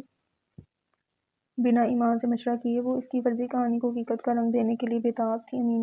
ایمان کا دل چاہا وہ وہاں سے بھاگ جائے، مگر بھاگ کر جاتی تو کہاں جاتی؟ اب تو کوئی در بھی ایسا نہیں رہ گیا تھا جو اسے پناہ دے دیتا۔ عجیب بے بسی اور خاموش دعائیں تھیں۔ ادھر مصب یوں چپ سادھے ہوئے تھا جیسے یہ اس کا نہیں کسی اور کا معاملہ ہو۔ اسے اب اس پر غصہ آ رہا تھا جبکہ وہ بے نیاز تھا۔ اپنے دوستوں کے ساتھ ہونے والی جھڑپ کی ٹینشن ذہن سے جھٹکنے کے لیے بنا نانو کے مجبور کیے فیکٹری جانا شروع ہو گیا تھا۔ ایمان چاہنے کے باوجود اس سے تنہائی میں بات کرنے کا موقع دوبارہ نہ پا سکی۔ اس روز نانو نے اسے زبردستی مصب کے ساتھ شاپنگ کے لیے مارکیٹ بھیجا تھا۔ تقریباً آدھا راستہ دونوں خاموش رہے تھے، تب ایمان نے ہی بولنے میں پہل کی۔ آپ اپنے دوستوں سے ناراضگی کی وجہ سے اپسیٹ ہیں؟ نہیں، وہ اس کی طرف دیکھنا گوارا نہیں کر رہا تھا، مگر مجھے یقین ہے کہ آپ اپنے دوستوں کی وجہ سے اپسیٹ ہیں، اور آپ یقین کیجیے میں اس کے لیے بہت افسردہ ہوں۔ میری وجہ سے آپ کو اس موضوع کے علاوہ کوئی بات نہیں کر سکتی تم؟ اس کی بات درمیان میں ہی کاٹتے ہوئے وہ اس پر برہم ہوا تھا۔ ایمان اسے دیکھ کر رہ گئی۔ باقی کا راستہ پھر خاموشی کی نظر ہو گیا۔ اگلے 10 منٹ میں گاڑی ایک شاندار جیولر شاپ کے سامنے رکی تھی۔ آؤ، گاڑی سائڈ پر کھڑی کرنے کے بعد وہ اس کی طرف متوجہ ہوا تھا۔ مجھے کچھ نہیں خریدنا۔ نانو حقیقت سے بے خبر ہیں، آپ تو نہیں؟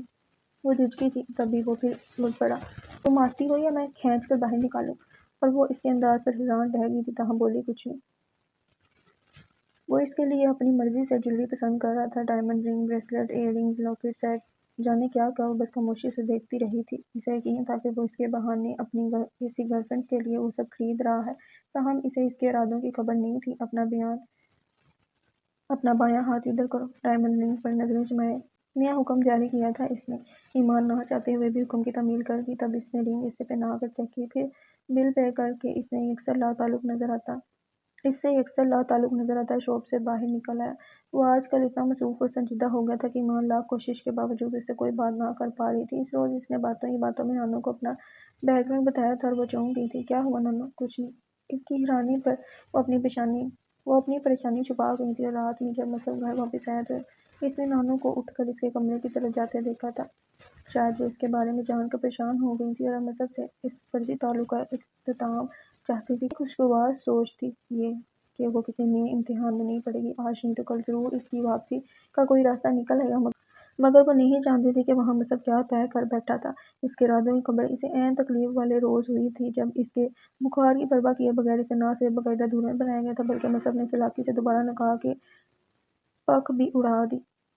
نانو سے اس نے یہی کہا تھا کہ وہ شادی کی پوری رسم کرنا چاہتا ہے اور یہ کہ پہلے نکاح کی اس کے لیے کوئی اہمیت نہیں رہی۔ وہ احتجاج کرنا چاہتی تھی، نانو کو سب کچھ سچ سچ بتا اس جھنجٹ سے نکلنا چاہتی تھی، مگر اتنی مہمانوں کے بیچ وہ جیسے پنجرے میں قید چڑیا کی مانند پھرپھرا رہی تھی۔ پھرپھرا کر رہ گئی لوگوں کے بیچ پھر تماشا لگا تھا اس کا اور وہ پھر ہار گئی تھی۔ نانو خوش تھی، مصعب کا اسے پتہ نہیں تھا، تاہم نکاح کے بعد یوں ہی اچانک اس کی نظر اٹھی تھی تو وہ اسے حمزہ شہریار اور شامل کے درمیان خوشگوار منہ میں کھڑے دیکھ کر ششدر رہ گئی تھی۔ کیسا کھیل کھیلا تھا اس نے کہ اپنا نام دے کر اس کی عزت کے لٹیروں کے ساتھ صلح کر لی تھی۔ اسے پتہ ہی نہ چلا کہ کب اس کی آنکھیں آنسوں سے بھر آئیں۔ کاش اس موقع پر اس کے پاپا اس کے پاس ہوتے تو وہ ان سے ضرور کہتی، ابا دیکھیں اللہ نے میرے ساتھ کیا کیا ہے، مگر وہ اس کے پاس ہی تو نہیں تھے، اس کا کوئی بھی اپنا اس کے پاس نہیں تھا۔ تب بھی وہ بلک بلک کر رونا شروع ہو گئی تھی۔ نانو جو خوشی سے پھولے نہ سما رہی تھی، اس اچانک آفتاب پر بوکھلا کر رہی۔ خود مصعب گھبرا کر اس کے پاس چلا آیا تھا۔ دونوں کو ہی اس کے یوں شدت سے رونے کی وجہ سمجھ نہیں آ رہی تھی۔ میرا خیال ہے بچی گھبرا گئی ہے، نانو روحان سی ہو رہی تھی۔ مصعب نے اس کا سرد ہاتھ تھام لیا۔ آپ اسے کمرے میں لے جائیں نانو، میں کھانے وغیرہ کا انتظام کرتا ہوں۔ وہ شاید اس کے یوں اچانک رونے کی وجہ سمجھ گیا تھا۔ نانو رشتہ دار خواتین کی مدد سے اسے مصعب کے فل ڈیکوریٹڈ کمرے میں لے آئی جسے تھوڑی دیر پہلے ہی اس کے دوست سجا کر گئے تھے۔ میرا خیال ہے وہ ہمیں یہاں دیکھ کر ہرٹ ہوئی ہے۔ حمزہ نے اس کے جانے کے بعد سب سے پہلے رائے پیش کی تھی۔ شہریار اور شامین نے بھی اس کی تائید کی۔ ابھی وہ جانتی نہیں ہے نا کہ تم لوگ بھائی بن گئے ہو؟ وہ مسکرایا تھا جواب میں۔ تینوں نے مسکرا کر اسے ایک ایک موقع رسید کیا تھا۔ رات گئے تھکن سے چور وہ کمرے میں آیا تو ایمان چپ چپ سی گلاس ونڈو میں کھڑی جانے باہر کیا تلاش کر رہی تھی۔ وہ کمرہ لاک کرتا کچھ سوچتے ہوئے اس کے قریب چلا آیا۔ السلام علیکم۔ وہ چونکی تھی اور پلٹ کر اسے دیکھتے ہوئے پھر ارزردہ ہو گئی۔ میرا خیال ہے تم وہاں آسمان پر وہ ستارہ تلاش کر رہی ہو جسے مجھے توڑ کر لانا ہوگا۔ وہ مسکرایا تھا، سچی خوشی اس کے خوبصورت چہرے سے پھوٹی پڑ رہی تھی۔ تبھی وہ پھر رو پڑی۔ کیوں کیا آپ نے میرے ساتھ ایسا؟ آواز بھی بھاری ہو رہی تھی۔ وہ مسکرا دیا۔ کیا کیا میں نے؟ پوری عزت اور مان کے ساتھ اپنا نام ہی تو دیا ہے، یہ جانے بغیر کہ میں کون ہوں کیا ہوں۔ نہیں، سب کچھ جان کر ہی کیا ہے۔ البتہ تم نہیں جانتی کہ جس فیکٹری میں تم کئی سال کام کرتی رہی تھی وہ میری ہی ہے۔ بٹ وہ واقعی حیران رہ گئی تھی۔ وہ اسے کندھوں سے تھام کر بیڈ پر لے آیا۔ یقین نہ آئے تو صبح ساتھ چلنا۔ وہ اب بھی مسکرا رہا تھا۔ ایمان نے اس کے ہاتھ اپنے کندھوں سے ہٹا دیے۔ میں یہ سب نہیں چاہتی تھی۔ وہ اب اضطراب کا شکار تھی۔ کیوں؟ تم یہ چاہتی تھی کہ نانو نکاح کے بغیر ہمیں ایک کمرے میں گھسا دیتی اور پھر اس نے دانستہ لب دبائے تھے۔ وہ بے قرار سی اس کے پہلو سے اٹھ کھڑی ہوئی۔ ایسا کچھ نہیں چاہا میں نے، صرف پناہ چاہتی تھی آپ سے اور کچھ نہیں۔ چلو پناہ کے ساتھ ساتھ پیار، محبت، عزت، تحفظ اور بہت کچھ بھی مل گیا تو کیا ہوا؟ تمہیں تو خوش ہونا چاہیے، مگر میں خوش نہیں ہوں۔ فوراً وہ دھاڑی تھی، کبھی بھی خوش نہیں رہ سکتی آپ کے ساتھ، کیونکہ میں کسی اور کو چاہتی ہوں۔ اس نے کہتے ہی رخ پھیر لیا تھا۔ ادھر مصعب کا چہرہ پل میں طریق ہو گیا۔ کیا بکواس ہے یہ؟ بکواس نہیں، حقیقت ہے۔ میں عزت کو چاہتی ہوں، اس عزت کو جو میرا بچپن کا ساتھی ہے، جس سے میرے دکھ اور سکھ سانجے ہیں، جو صرف میرے لیے ہے، صرف میرے لیے۔ وہ بول رہی تھی مگر مصعب کو لگ رہا تھا جیسے کوئی اس کے منہ پر تھپڑ رسید کر رہا ہے۔ اس میں مزید کچھ سننے کی ہمت نہیں تھی، لہذا لب بھینچ کر ضبط کا مظاہرہ کرتا ہوا کمرے سے نکل گیا تھا۔ ایمان اس کے جانے کے بعد تھکی تھکی سی بیڈ پر آ بیٹھی۔ اسے وہ سب ایک خواب لگ رہا تھا، بھیانک خواب، جانے اس کے ساتھ ہی ایسا کیوں ہوا تھا۔ اجالا سے ایمان بن کر بھی وہ زندگی کی آزمائشوں سے دامن نہیں چھڑا سکی تھی۔ اسے یاد آ رہا تھا اس روز خرابی طبیعت کے باوجود وہ کام پر جانے کے لیے اٹھی تھی، کیونکہ سیٹھ کے گھر مہمان آنے والے تھے اور اسے ان کے لیے بہت سی ڈشز کا اہتمام کرنا تھا۔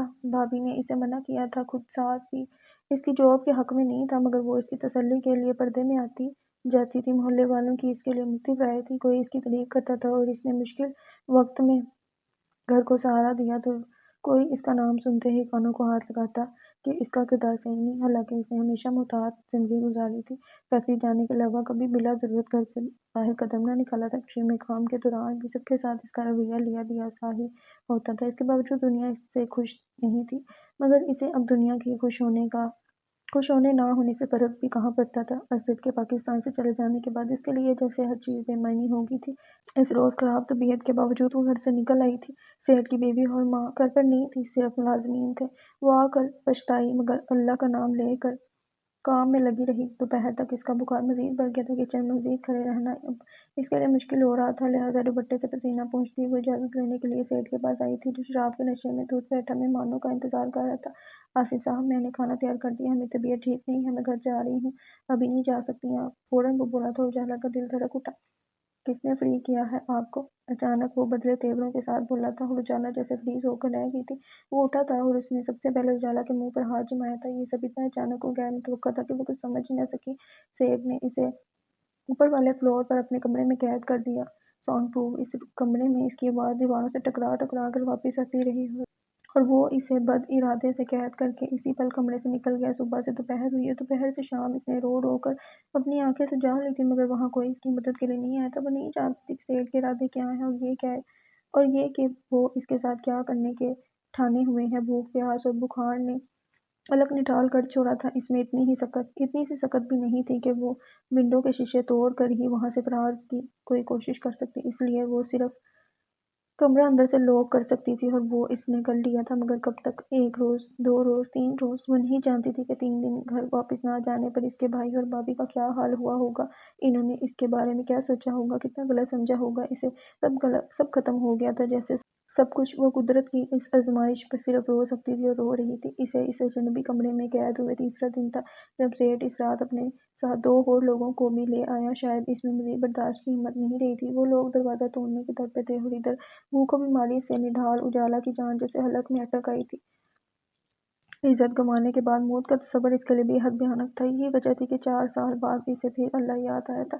وہ جانتی تھی اس لمحے اللہ کی پاک ذات کے سوا دنیا کی کوئی طاقت اسے بچا نہیں سکتی۔ عزت گنوانے کے بعد زندہ بچ جانا کوئی معنی بھی نہیں رکھتا تھا، لہٰذا اللہ سے اپنی عزت کی حفاظت کی دعا مانگتی، آخری کوشش کے طور پر لڑکھڑاتی اٹھی تھی، اور طاقت سے جو چیز بھی ہاتھ لگی اس نے ونڈو پر دے ماری۔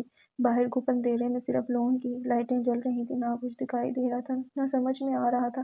ونڈو کا شیشہ صرف اتنا ٹوٹا کہ وہ زخمی ہو کر ہی صحیح مگر باہر نکل سکتی تھی۔ اگر سیٹھ کا کمرہ 2nd یا 3rd فلور پر ہوتا تو شاید وہ کبھی وہاں سے زندہ بچ کر نہ جا سکتی۔ ونڈو سے باہر کودنے کے بعد وہ زخموں کی پرواہ کیے بغیر بھاگ کر گیٹ کے قریب آئی تھی، جہاں موجود جانور نے بندہ ہونے کے باوجود اسے دیکھ کر بھونکنے کے ساتھ ساتھ اچھلنا کودنا شروع کر دیا تھا۔ گیٹ لاک نہیں تھا، پھر بھی وہ اسے کھول کر باہر نکلتے ہوئے ہانپ گئی تھی۔ سب کچھ جیسے ڈرامائی ہو رہا تھا۔ اللہ کی مدد شام حال ہو تو وہ کیسے اپنے بندوں کو منور سے سلامت نکال لیتا ہے۔ اس وقت وہ جان پائی تھی۔ جانور کے بھونکنے کی تیز آواز پر وہ لوگ جو اس شکستہ عمارت کی مانند مسمار کر دینا چاہتے تھے بھاگ کر باہر آئے، مگر تب تک وہ کافی دور نکل آئی تھی، پھر بھی انہوں نے اس کا پیچھا کیا تو وہ عزت بچانے کے لیے سیٹھ کے گھر سے بھاگ آئی تھی، مگر دل بچانے کے لیے مصطفی علی میر کے گھر سے نہ بھاگ سکی۔ جانے ابھی اس کی تقدیر میں اور کس کس سے بھاگنا لکھا تھا۔ شدید تھکن، بخار اور الجھن کے باوجود وہ بیڈ پر بیٹھی بنا لباس تبدیل کیے سو گئی۔ اسے خبر ہی نہ ہوئی۔ مصعب دوبارہ کمرے میں آیا تو وہ سمٹ کر سو رہی تھی۔ وہ ایک نظر اس پر ڈالتا گہری سانس بھر کر بیڈ کی دوسری سائڈ پر آ بیٹھا۔ اجالا کی آنکھ کھلی تو وہ اسے قریب بیٹھا دیکھ کر فوراً اٹھ کھڑی ہوئی۔ اس کا خیال تھا وہ اب اسے بستر چھوڑنے کو کہے گا اور کہے گا کہ اسے نیند آ رہی ہے، لہٰذا وہ اس کے بستر سے اٹھ جائے، مگر اس نے ایسا کچھ نہیں کہا تھا۔ خوبصورت آنکھوں کی سرخی اس کے اندر کا حال خوب واضح کر رہی تھی۔ کیا تم مجھے بتاؤ گی کہ اس وقت تمہارے ساتھ کیا ہوا تھا، اور تم کیوں بھاگ کر آئی تھی؟ کچھ دیر خاموشی کے بعد کمرے میں اس کی آواز گونجی تھی۔ اجالا کے ہاتھ اپنے گلے پر رک گئے تھے، وہ زیور اتارنے کی کوشش میں تھی۔ سب بتاؤں گی، مگر کیا آپ میرا یقین کریں گے؟ ہاں کروں گا۔ وہ اس کی طرف دیکھ نہیں رہا تھا۔ اجالا اپنے ہاتھوں کے ناخن سے کھیلتی اسے شروع سے آخر تک تمام حالات و واقعات سے آگاہ کرتی گئی، یہاں تک کہ اپنے تایا غلام عباس کے اپنے مذہب سے پھر جانے کے حوالے سے بھی۔ مصعب اس دوران بالکل خاموش رہا۔ اب کہاں ہوتے ہیں وہ؟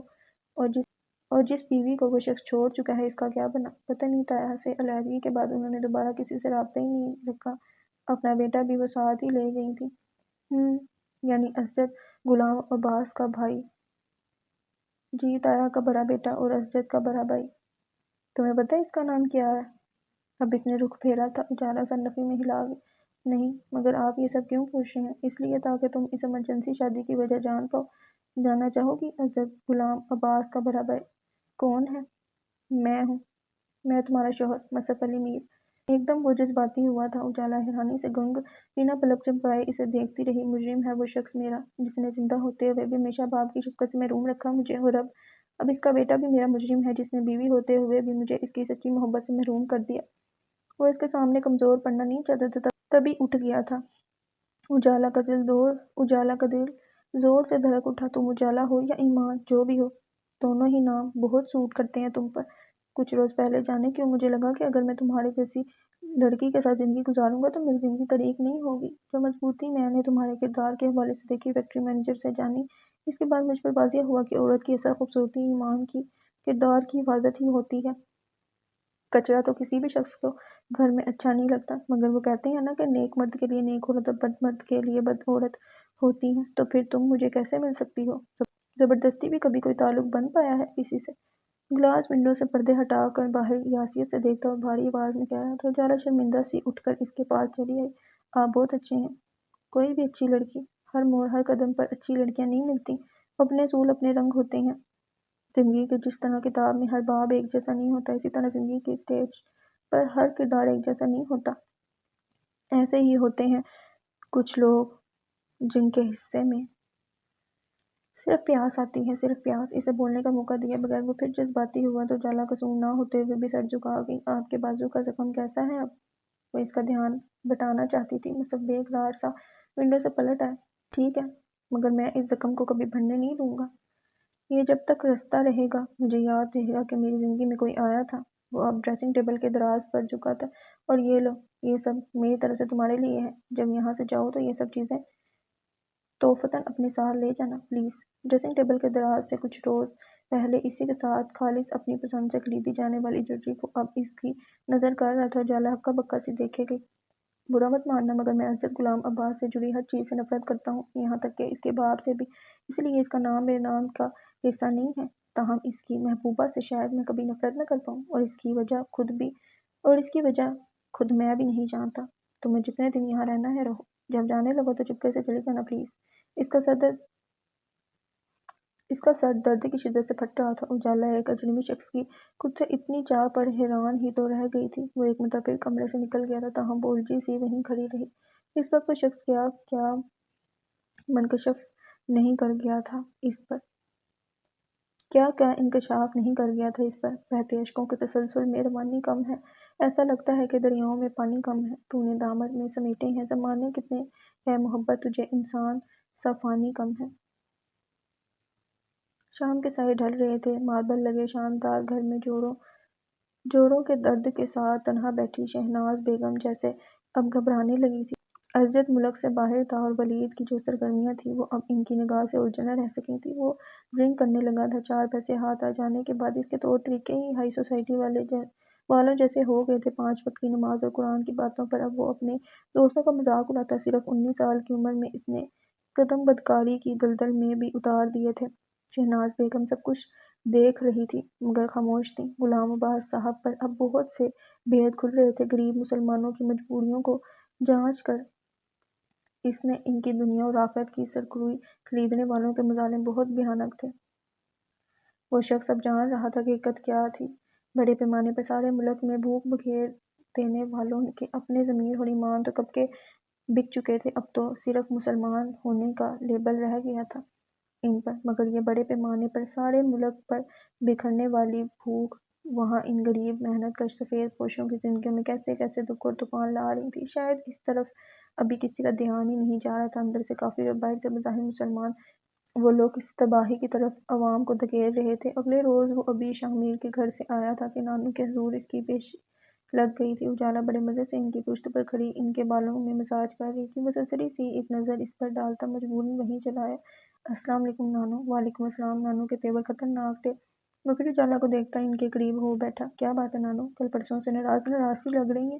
میں کیوں ہونے لگی تم سے ناراض؟ میرا کیا واسطہ ہے تم سے؟ نانو بڑی بیٹھی تھی۔ بس اب کو زور کا جھٹکا لگا۔ ارے ایسا کیا کر دیا میں نے جو آپ نے سارے واسطے ہی ختم کر دیے؟ ہاں تم کیا کرو گے؟ 30 سے اوپر کے ہو گئے ہو، ابھی تک لڑکے بالوں والی حرکتیں نہیں گئی تمہاری۔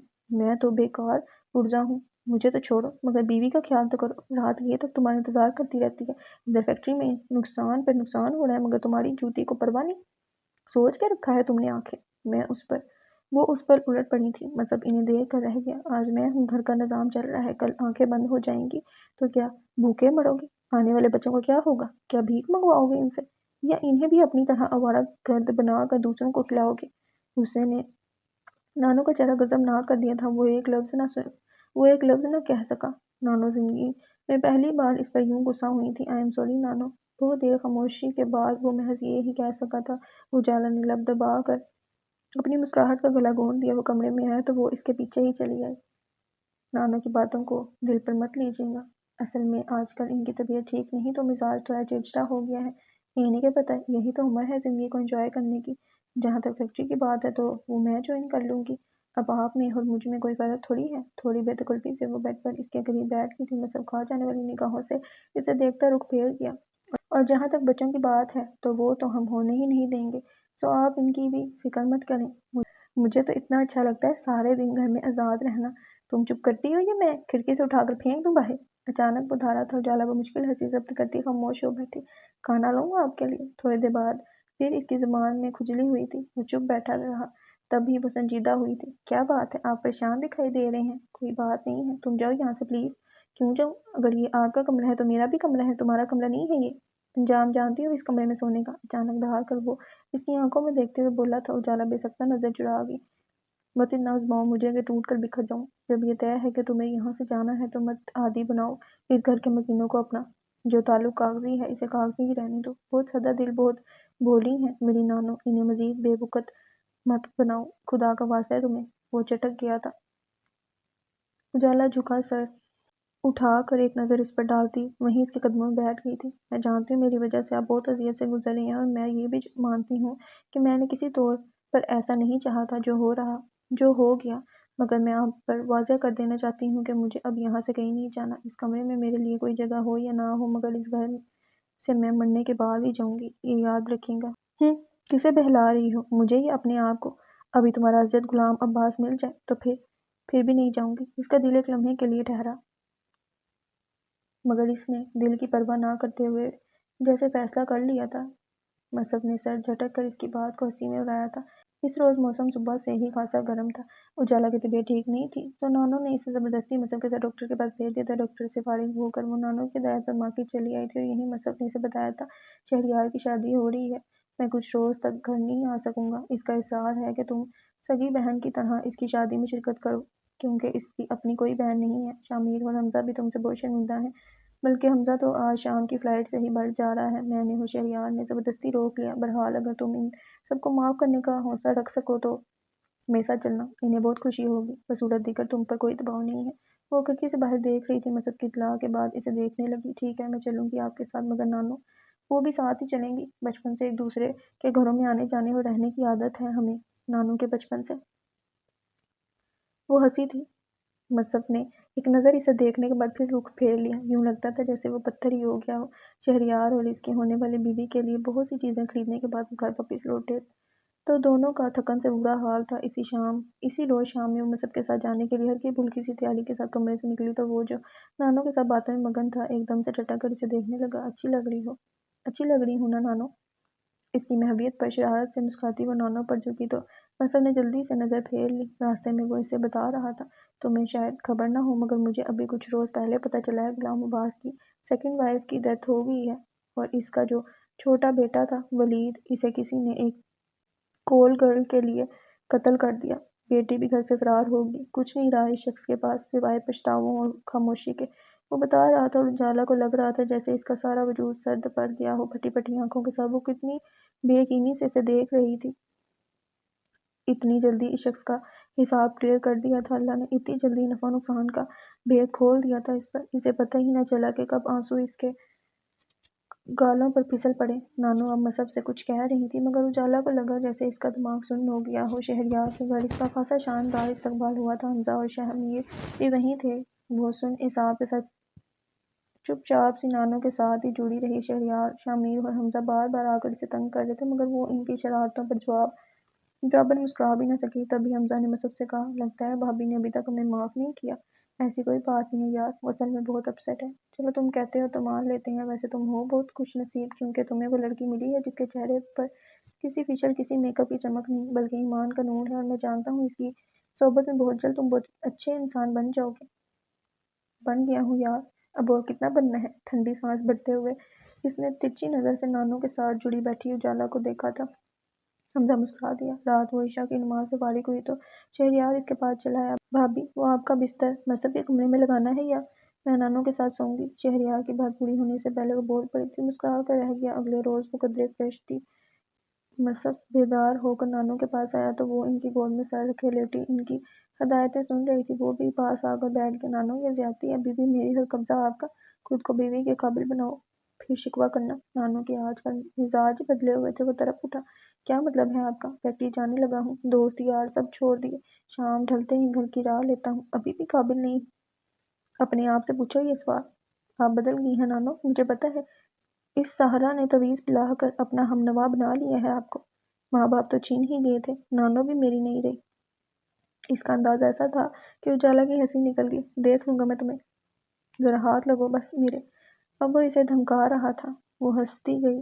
رات مہندی کا فنکشن تھا۔ نانو کی فرمائش پر خواہش نہ ہونے کے باوجود وہ بہت اچھی طرح سے تیار ہوئی تھی۔ سی گرین کلر مصب کا فیورٹ تھا، اس نے وہی پہنا جبکہ خود مصب رف حلیے میں ہی پھر رہا تھا۔ اجالا نے پہلی بار اسے دل کی نظر سے دیکھا تھا۔ وہ وہاں موجود سب مردوں میں سب سے زیادہ حسین اور وجیح تھا۔ رف حلیے میں بھی اس کی شخصیت بہت سی لڑکیوں کو اپنی طرف متوجہ کر رہی تھی۔ شہریار کو مہندی لگ رہی تھی اور وہ اس کے برابر میں بیٹھا سب سے چھیڑ چھاڑ میں مصروف تھا۔ اچانک کچھ سوچ کر اجالا کا سکون جیسے رخصت ہو گیا۔ اس نے عزت کو کھویا تھا۔ کھو دینے کی اذیت، عجیب سی تکلیف اس کے لیے غیر شناسا نہیں تھی مگر سب کچھ کھو کر جو کچھ اس نے اللہ کے کرم نوازی سے پایا تھا، اب اس سے بھی ہاتھ دھو لینے کی ہمت اس میں نہیں تھی۔ وہ جانتی تھی کہ اس میں ایسا کچھ نہیں ہے کہ کوئی ہمیشہ کے لیے صرف کسی کا ہو کر رہے، مگر اس کا یہ بھی ایمان تھا کہ اگر وہ پورے خلوص اور یقین کے ساتھ اپنے رب، اپنے اللہ کے سامنے جھکتی ہے اور اس سے مصب علی میر کا دائمی ہاتھ مانگتی ہے تو اس بادشاہوں کے بادشاہ، اس کائنات کے واحد و یکتا خالق و مالک کے کرم سے وہ شخص زندگی بھر کسی اور چہرے کو نہیں دیکھے گا۔ اگر دیکھے گا بھی تو اس کی نگاہ میں وہ پسندگی نہیں ہوگی جو دل کو بے ایمان کرتے۔ ایک دم سے اس کا دل محفل سے اچاک ہو گیا تھا۔ پھر چپکے سے وہ اٹھی تھی اور نانو کو بتا کر اندر کمرے میں چلی آئی۔ عشاء کی نماز کا وقت نکل رہا تھا۔ اس نے کپڑے تبدیل کیے اور سکون سے وضو کر کے اپنے مالک کے حضور آ کھڑی ہوئی۔ نماز کے دوران اس کے ذہن سے جیسے سب نکل گیا تھا۔ اگر کچھ رہا تھا تو صرف اپنی نجات اور اپنے بابا کی اسلام کی نماز کے بعد کتنی دیر تک وہ ہاتھ پھیلائے خاموش روتی رہی۔ سمجھ میں ہی نہیں آ رہا تھا کہ اپنے مالک سے کیا مانگے اور کیسے مانگے۔ ادھر مصب کچھ دیر تو اس کی نظر نہ آنے پر بے چینی سے پہلو بدلتا رہا۔ بات زار رہا نہ گیا تو اٹھ کر نانو کے پاس چلا آیا۔ نانو، اجالا کہاں ہے؟ دکھائی نہیں دے رہی؟ اندر کمرے میں گئی ہے نماز پڑھنے۔ اوہ، ایک تو یہ لڑکی بھی نہ، لگتا ہے کسی مولانا کی روح سما گئی ہے اس میں، جب دیکھو مصلے پر ہی بیٹھی ہوتی ہے۔ وہ چڑھا تھا۔ نانو اسے گھور کر رہ گئی، تمہیں توفیق نہیں ہوتی تو اس کا مطلب یہ نہیں کہ دوسروں پر بھی اعتراض کرو۔ میری یہ مجال کہاں؟ اب تو اس نے آپ کو بھی لگا دیا ہے نماز روزے پر، آپ تو سائیڈ لیں گی نا؟ جل کر وہ پلٹا تھا۔ نانو دل ہی دل میں مسکرائی۔ دوبارہ ساتھ والی آنٹی سے باتوں میں مشغول ہو گئی۔ اجالا غلام محمد واقعی گلاب تھی جس کی خوشبو سے ان کا گھر مہک اٹھا تھا۔ اگر وہ سگریٹ ثابت ہوتی تو شاید ان کے ساتھ ساتھ مصب کی زندگی میں بھی دھواں بڑھ جاتا۔ واقعی ہر چیز اثر ڈالتی ہے، ہر چیز کی صحبت کا اثر پڑتا ہے۔ مصب جس وقت دروازہ کھول کر کمرے میں داخل ہوا وہ سارے عالم سے بے نیاز مصلے پر بیٹھی آنکھیں بند کیے روئے جا رہی تھی اور اس کے لب بار بار ایک ہی دعا کر رہے تھے، مجھ پر رحم کر میرے مولا، میرے شوہر کو میرا ہی رکھنا، اب کچھ بھی کھونے کی ہمت نہیں ہے مجھ میں، مجھ گنہگار کو رشتوں کی آزمائشوں سے بچا لے۔ وہ ٹھٹکا تھا اور اس کایا پلٹ پر حیران رہ گیا تھا۔ کہاں تو وہ کسی کی محبت کے دعوے کر رہی تھی اور کہاں اب وہ پلٹا تھا اور وہیں کمرے کے باہر سیڑھیوں پر بیٹھ گیا تھا۔ پچھلے چند دنوں سے اسے کچھ بھی اچھا نہیں لگ رہا تھا۔ وہ ساری سرگرمیاں جو اس کی بہترین وقت گزاری کا باعث تھیں بیکار ہو کر رہ گئی تھیں۔ ایک عجیب سی بے سکونی نے دل و دماغ کو جیسے جکڑ لیا تھا۔ شاہمیر کی نظر اس پر پڑی تھی اور وہ اسے کھینچ کر زبردستی پھر مہندی کی पंडाल में ले गया था। उजाला नमाज से फारिग होकर नीचे आई तो वो दोस्तों में घिरा हल्का फुल्का डांस कर रहा था। वो था देर इसे देखती जाने किन किन सोचों में खोई रही। अगले रोज बारात जानी थी। शहरयार की मम्मा ने उजाला सचमुच शहरयार की बहन बनाकर इससे बहनों वाले सारे काम लिए थे। इतनी मसरूफ थी कि इसे मसहफ की तैयारी में इसे मदद देने का वक्त ही नहीं मिल सका था, जिस पर वो इससे नाराज था। बारात मुकर्रर वक्त पर होटल पहुंची थी। नानो घर पर ही रह गई थी, जबकि उजाला शहरयार की मम्मा के साथ साथ थी। मसहफ कफा कफा से शहरयार और बकिया दोस्तों के साथ ही स्टेज पर बैठ गया था, जिसका स्पेशल इंतजाम किया गया था। जबकि वो नीचे थी, दुल्हन और दूल्हा का निकाह हो गया था। हर तरफ रंग कमकमे थे। वो दुपट्टा ठीक करती पलट रही थी जब साकित रह गई। वहां इससे कुछ ही कदमों के फासले पर खड़ा वो शख्स शायद नहीं, यकीनन असद गुलाम अब्बास था। वो असद गुलाम अब्बास जो कभी इसके जीने का सबब था। सादा से कपड़ों में मलबूस इस वक्त वो एक छोटे से बच्चे को बाहों में लिए खड़ा था और इसकी निगाहें अपने बराबर खड़ी एक खुश शक्ल सी लड़की के मेकअप में रंगे चेहरे को देख रही थी। शहरयार की मम्मा की इनसे बेदखुल्फी जाहिर कर रही थी कि वो खास मेहमान थे। ये तो इसे बाद में पता चला कि शहरयार की दुल्हन और असद की मॉडर्न बीवी दोनों आपस में बहनें थीं। वो शख्स जो इसके लिए ज़िंदगी की मिसाल था, इसने इसका इंतज़ार नहीं किया था। वो अपनी दुनिया में खुश और अमन था, और वो क्या से क्या होकर रह गई थी इसके लिए। इससे लगा शायद वो ज़्यादा देर तक अपने पाँव पर खड़ी नहीं रह सकेगी। तभी इसने पास पड़ी कुर्सी को थामा था। मसद जो स्टेज पर मसरूफ था, अचानक इसकी निगाह इस पर पड़ी थी और वो लपक कर पास आया था। तुम ठीक हो ना उजाला? पता नहीं अपने कंधों के गिर्द इसके मजबूत बाजों का सहारा पाकर वो पलटी थी। मसद ने देखा इसका चेहरा जर्द हो रहा था। क्या हुआ है? किसी ने कुछ कहा है? नहीं। कितना परेशान हो गया था वो इसके लिए। उजाला चाहने के बावजूद खुद को नॉर्मल ना रख सकी। ओके चलो, शायद गैदरिंग की वजह से बीपी लो हो गया हो। फौरी फैसला करते हुए वो इसे सहारा देकर वहां से निकाल लाया था। उजाला के हाथ और पूरा जिस्म जैसे बर्फ हो रहा था। मसहफ की जान पर बन गई थी। बाहर गाड़ी में कुछ पल इसके हाथ मसलने के बाद वो इसे हॉस्पिटल ले आया था और वहीं से फ़ोन करके इसने शहरयार की मम्मा से माजरत की थी। रात गए तक उजाला की तबीयत कदरे बेहतर हुई तो वो इसे लेकर घर वापस लौटा। नानों को भी इसने फ़ोन पर बता दिया था और अब वो पहली फुर्सत में घर वापसी के लिए बतौर नहीं थी कि उजाला में तो खुद इनकी भी जान थी। फिर शहरयार की मम्मा ने इन्हें ज़बरदस्ती रात के लिए रोक लिया था। अब कैसी तबीयत है? यूं ही वो बेड पर उठकर बैठी। मसहफ बेताबी से पास चला आया। ठीक हूँ, बस सर चकरा रहा है। आप वज़ू करवा देंगे मुझे? शट अप यार, आंखें खुल नहीं रही। सर चकरा रहा है और तुम्हें वज़ू की पड़ी है? हाँ, जान सूली पर क्यों ना लटकी हो, मैं नमाज नहीं छोड़ सकती। बहुत मुश्किल से पाया है अपने रब को। आप चाहते हैं एक मामूली सी आजमाइश पर फिर इसे छोड़ दो? गाफिल हो जाओ इससे, इसके हकूक़ की बहुत फ़िक्र है, जबकि कायनात में इससे बढ़कर माफ़ करने वाला कोई नहीं, मगर इसके बंदों के हकूक़ की कोई परवाह नहीं। वो अब गीला कर रहा था। उजाला नज़र चुरा के, बुखार हो रहा है तुम्हें? सुबह पढ़ लेना कट्टी प्लीज़। नहीं, मुझसे पढ़ लेती हूँ। नहीं तो सारी रात सो नहीं सकूँगी। बहुत ज़िद्दी हो तुम। मेरी कोई बात ना मानने की तो वैसे भी कसम खा रखी है तुमने। गलत बात कहेंगे तो कैसे मान सकती हूँ? आपकी जगह मेरे अब्बा जी होते तो कभी ना कहते कि नमाज मत पढ़ो, चाहे मेरी जान ही क्यों ना निकल रही होती। ठीक है, करो जो दिल में आता है। नमाज पढ़ते हुए अगर गिर पड़ी तो मैं उठाने नहीं आऊँगा। काम का इतना अच्छा फंक्शन छोड़कर यहाँ आया तुम्हारे साथ।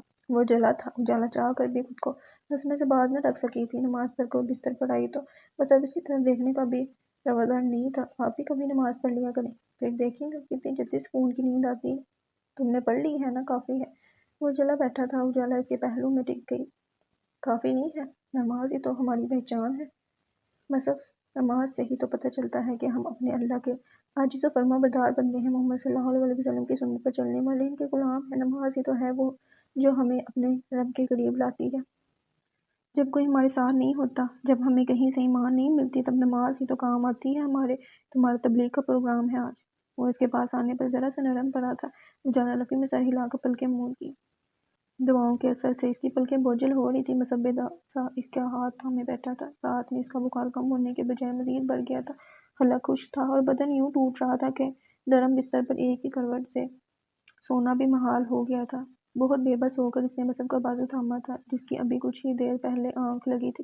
पानी। बहुत बेबस पुकार थी, मगर वो फौरन उठा और पानी लेकर आया। उजाला ने एक ही घूंट लेकर पानी मोड़ लिया। बुखार बहुत तेज़ हो गया है उजाला, मैं किसी डॉक्टर का पता करता हूँ। नहीं, बस मेरे पास रहें प्लीज़। बहुत स्टूपिड लड़की हो तुम, कसम से। वो झुंझलाया था। उजाला ने इसका हाथ थाम लिया। मैंने आपसे कहा था मसहफ, मैं इस शादी से खुश नहीं हूँ, क्योंकि मैं किसी और को चाहती हूँ। बकवास की थी मैंने। बचपना था वो मेरा। मेरे अल्लाह ने इससे बेहतर लिखा तो मेरी किस्मत में, फिर वो कैसे मिल जाता मुझे। ये बात इस वक्त क्यों याद आ गई? وہ समझ नहीं सका था। उजाला ने आंखें बंद कर ली। बस यूं ही मैं सोच रही थी, नानों को सारी हकीकत बता दूं और फिर इनसे कहूं कि जहां आप चाहती हैं वो वहाँ आपकी शादी कर दे। सोच तो बहुत अच्छी है, मगर फिर तुम्हारा क्या बनेगा? कुछ नहीं, मैं अपने अब्बा जी के पास रह कर उनकी खिदमत करूंगी। मगर तुमने तो कहा था तुम्हारी दुनिया में कोई नहीं। अब वो इसे तंग कर रहा था। उठ बैठी। हाँ, बस एक अब्बा जी हैं, वो भी समुंदर पार। चलो फिर अब्बा जी को वापस आने दो, तब तक मैं एक ही बीवी से गुजारा कर लूंगा। शायद से कहते हुए इसने फिर इसे अपने बराबर में गिरा लिया था। वैसे फर्ज करो इस रात जब तुम भाग कर आई और जिस तरह से तुमने बिना सोचे समझे एक अजनबी घर में पनाह ली, इस वक्त अगर तुम्हारे साथ बहुत कुछ गलत हो जाता तो हो सकता था। बहुत सी लड़कियों के साथ होता है, हर जगह हर किसी को मज़हब वाली मीर मिले ये ज़रूरी नहीं। मगर इस वक्त तो मुझे सिर्फ अपनी इज्जत की परवाह थी। वो मेरी इज्जत छीन कर फिर मौत के घाट उतारते मुझे, और ये मुझे किसी तौर गवारा नहीं था। ऐसी हालत में अपने रब के पास जाने का तसव्वुर ही नहीं था मेरे पास। इसलिए अगर सामने समुंदर भी बचाव के लिए होता तो मैं इसमें कूद जाती, बिना जान कर, बिना जान की परवाह किए। और अगर इस वक्त जिस हाल में हम लोग बैठे थे हमारे ही हाथों तुम्हारी इज्जत चली जाती तो? मुझे अपने रब पर यकीन था, जिस पाक व बेनियाज हस्ती ने 3 दिन एक उबाश के घर में मैसूर होने के बावजूद मुझे पाक रखा, वो आगे भी मेरी इज्जत की हिफाजत करता। बस मुझे कोशिश करनी थी और वही मैंने की। हाँ, मगर तुम नहीं जानती उजाला, मैं कितना उबाश हूँ। दुनिया कोई गुनाह ऐसा नहीं है जो मैंने ना किया हो।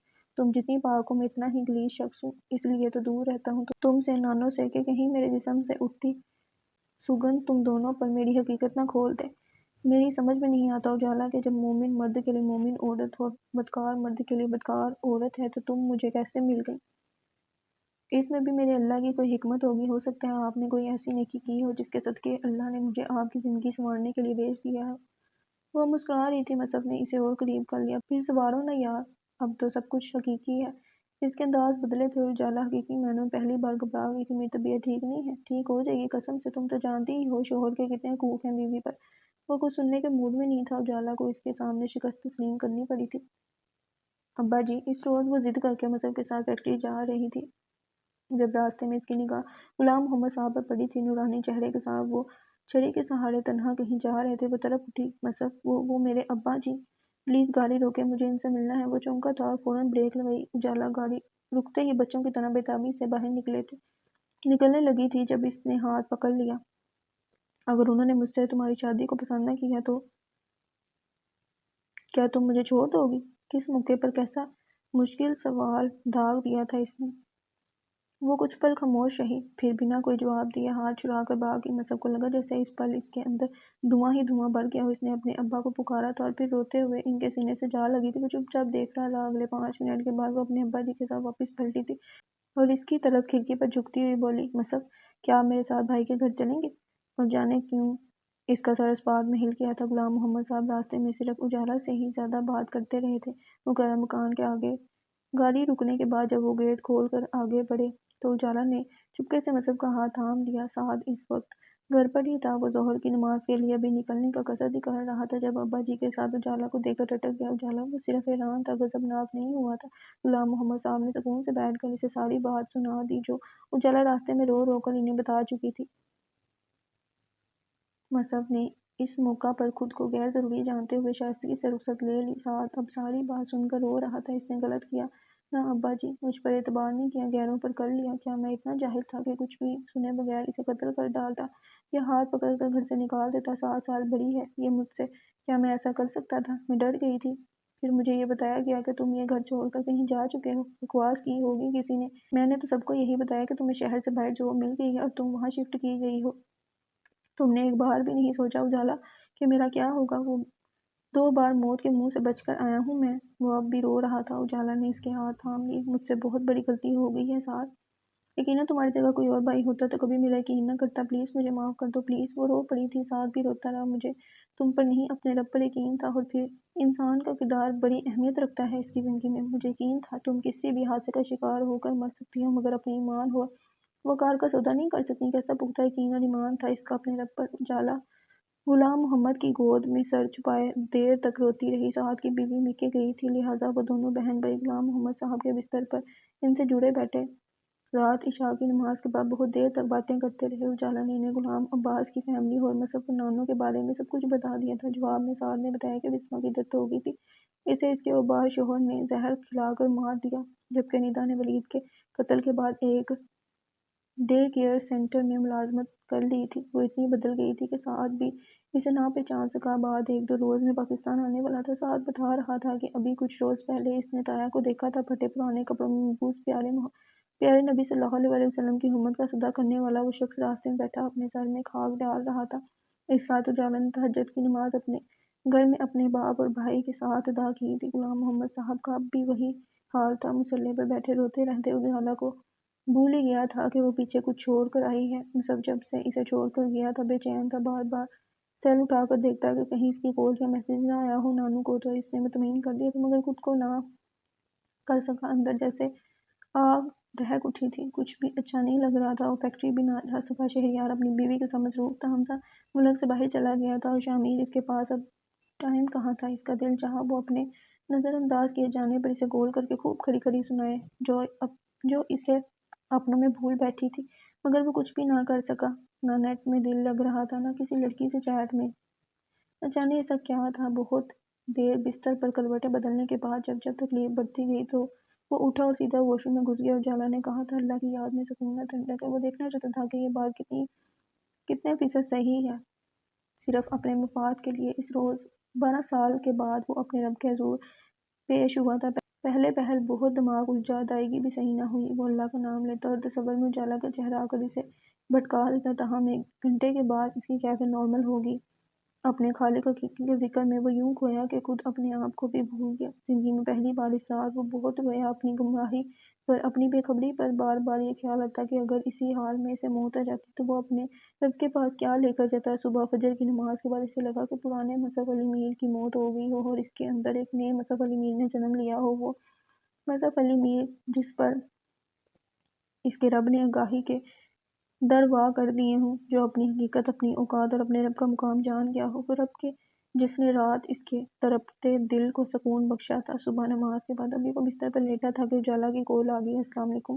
وعلیکم السلام، کیسی ہو؟ اس کا لہجہ بھاری ہو رہا تھا۔ وہ چونک گئی۔ بہت خوش، آپ کیسے ہیں؟ اور رات میرے بغیر نیند آئی کہ نہیں؟ نہیں۔ کتنی سادگی سے اعتراف کر لیا تھا اس نے، وہ ہنس پڑی۔ پھر تو اب عادت ڈالنی پڑے گی، کیونکہ میرے ابا جی کو میرے لیے اپنے جیسا پرہیزگار لڑکا پسند ہے۔ اگر تم اب بھی نہیں سدھرو گے تو وہ مجھے تمہارے پاس نہیں بھیجیں گے۔ ٹھیک ہے، اپنے ابا جی سے کہو مجھے کچھ دنوں کی مہلت دیں۔ کتنے دنوں کی؟ دوسری طرف وہ مذاق میں لے رہی تھی۔ بس کچھ دنوں کی۔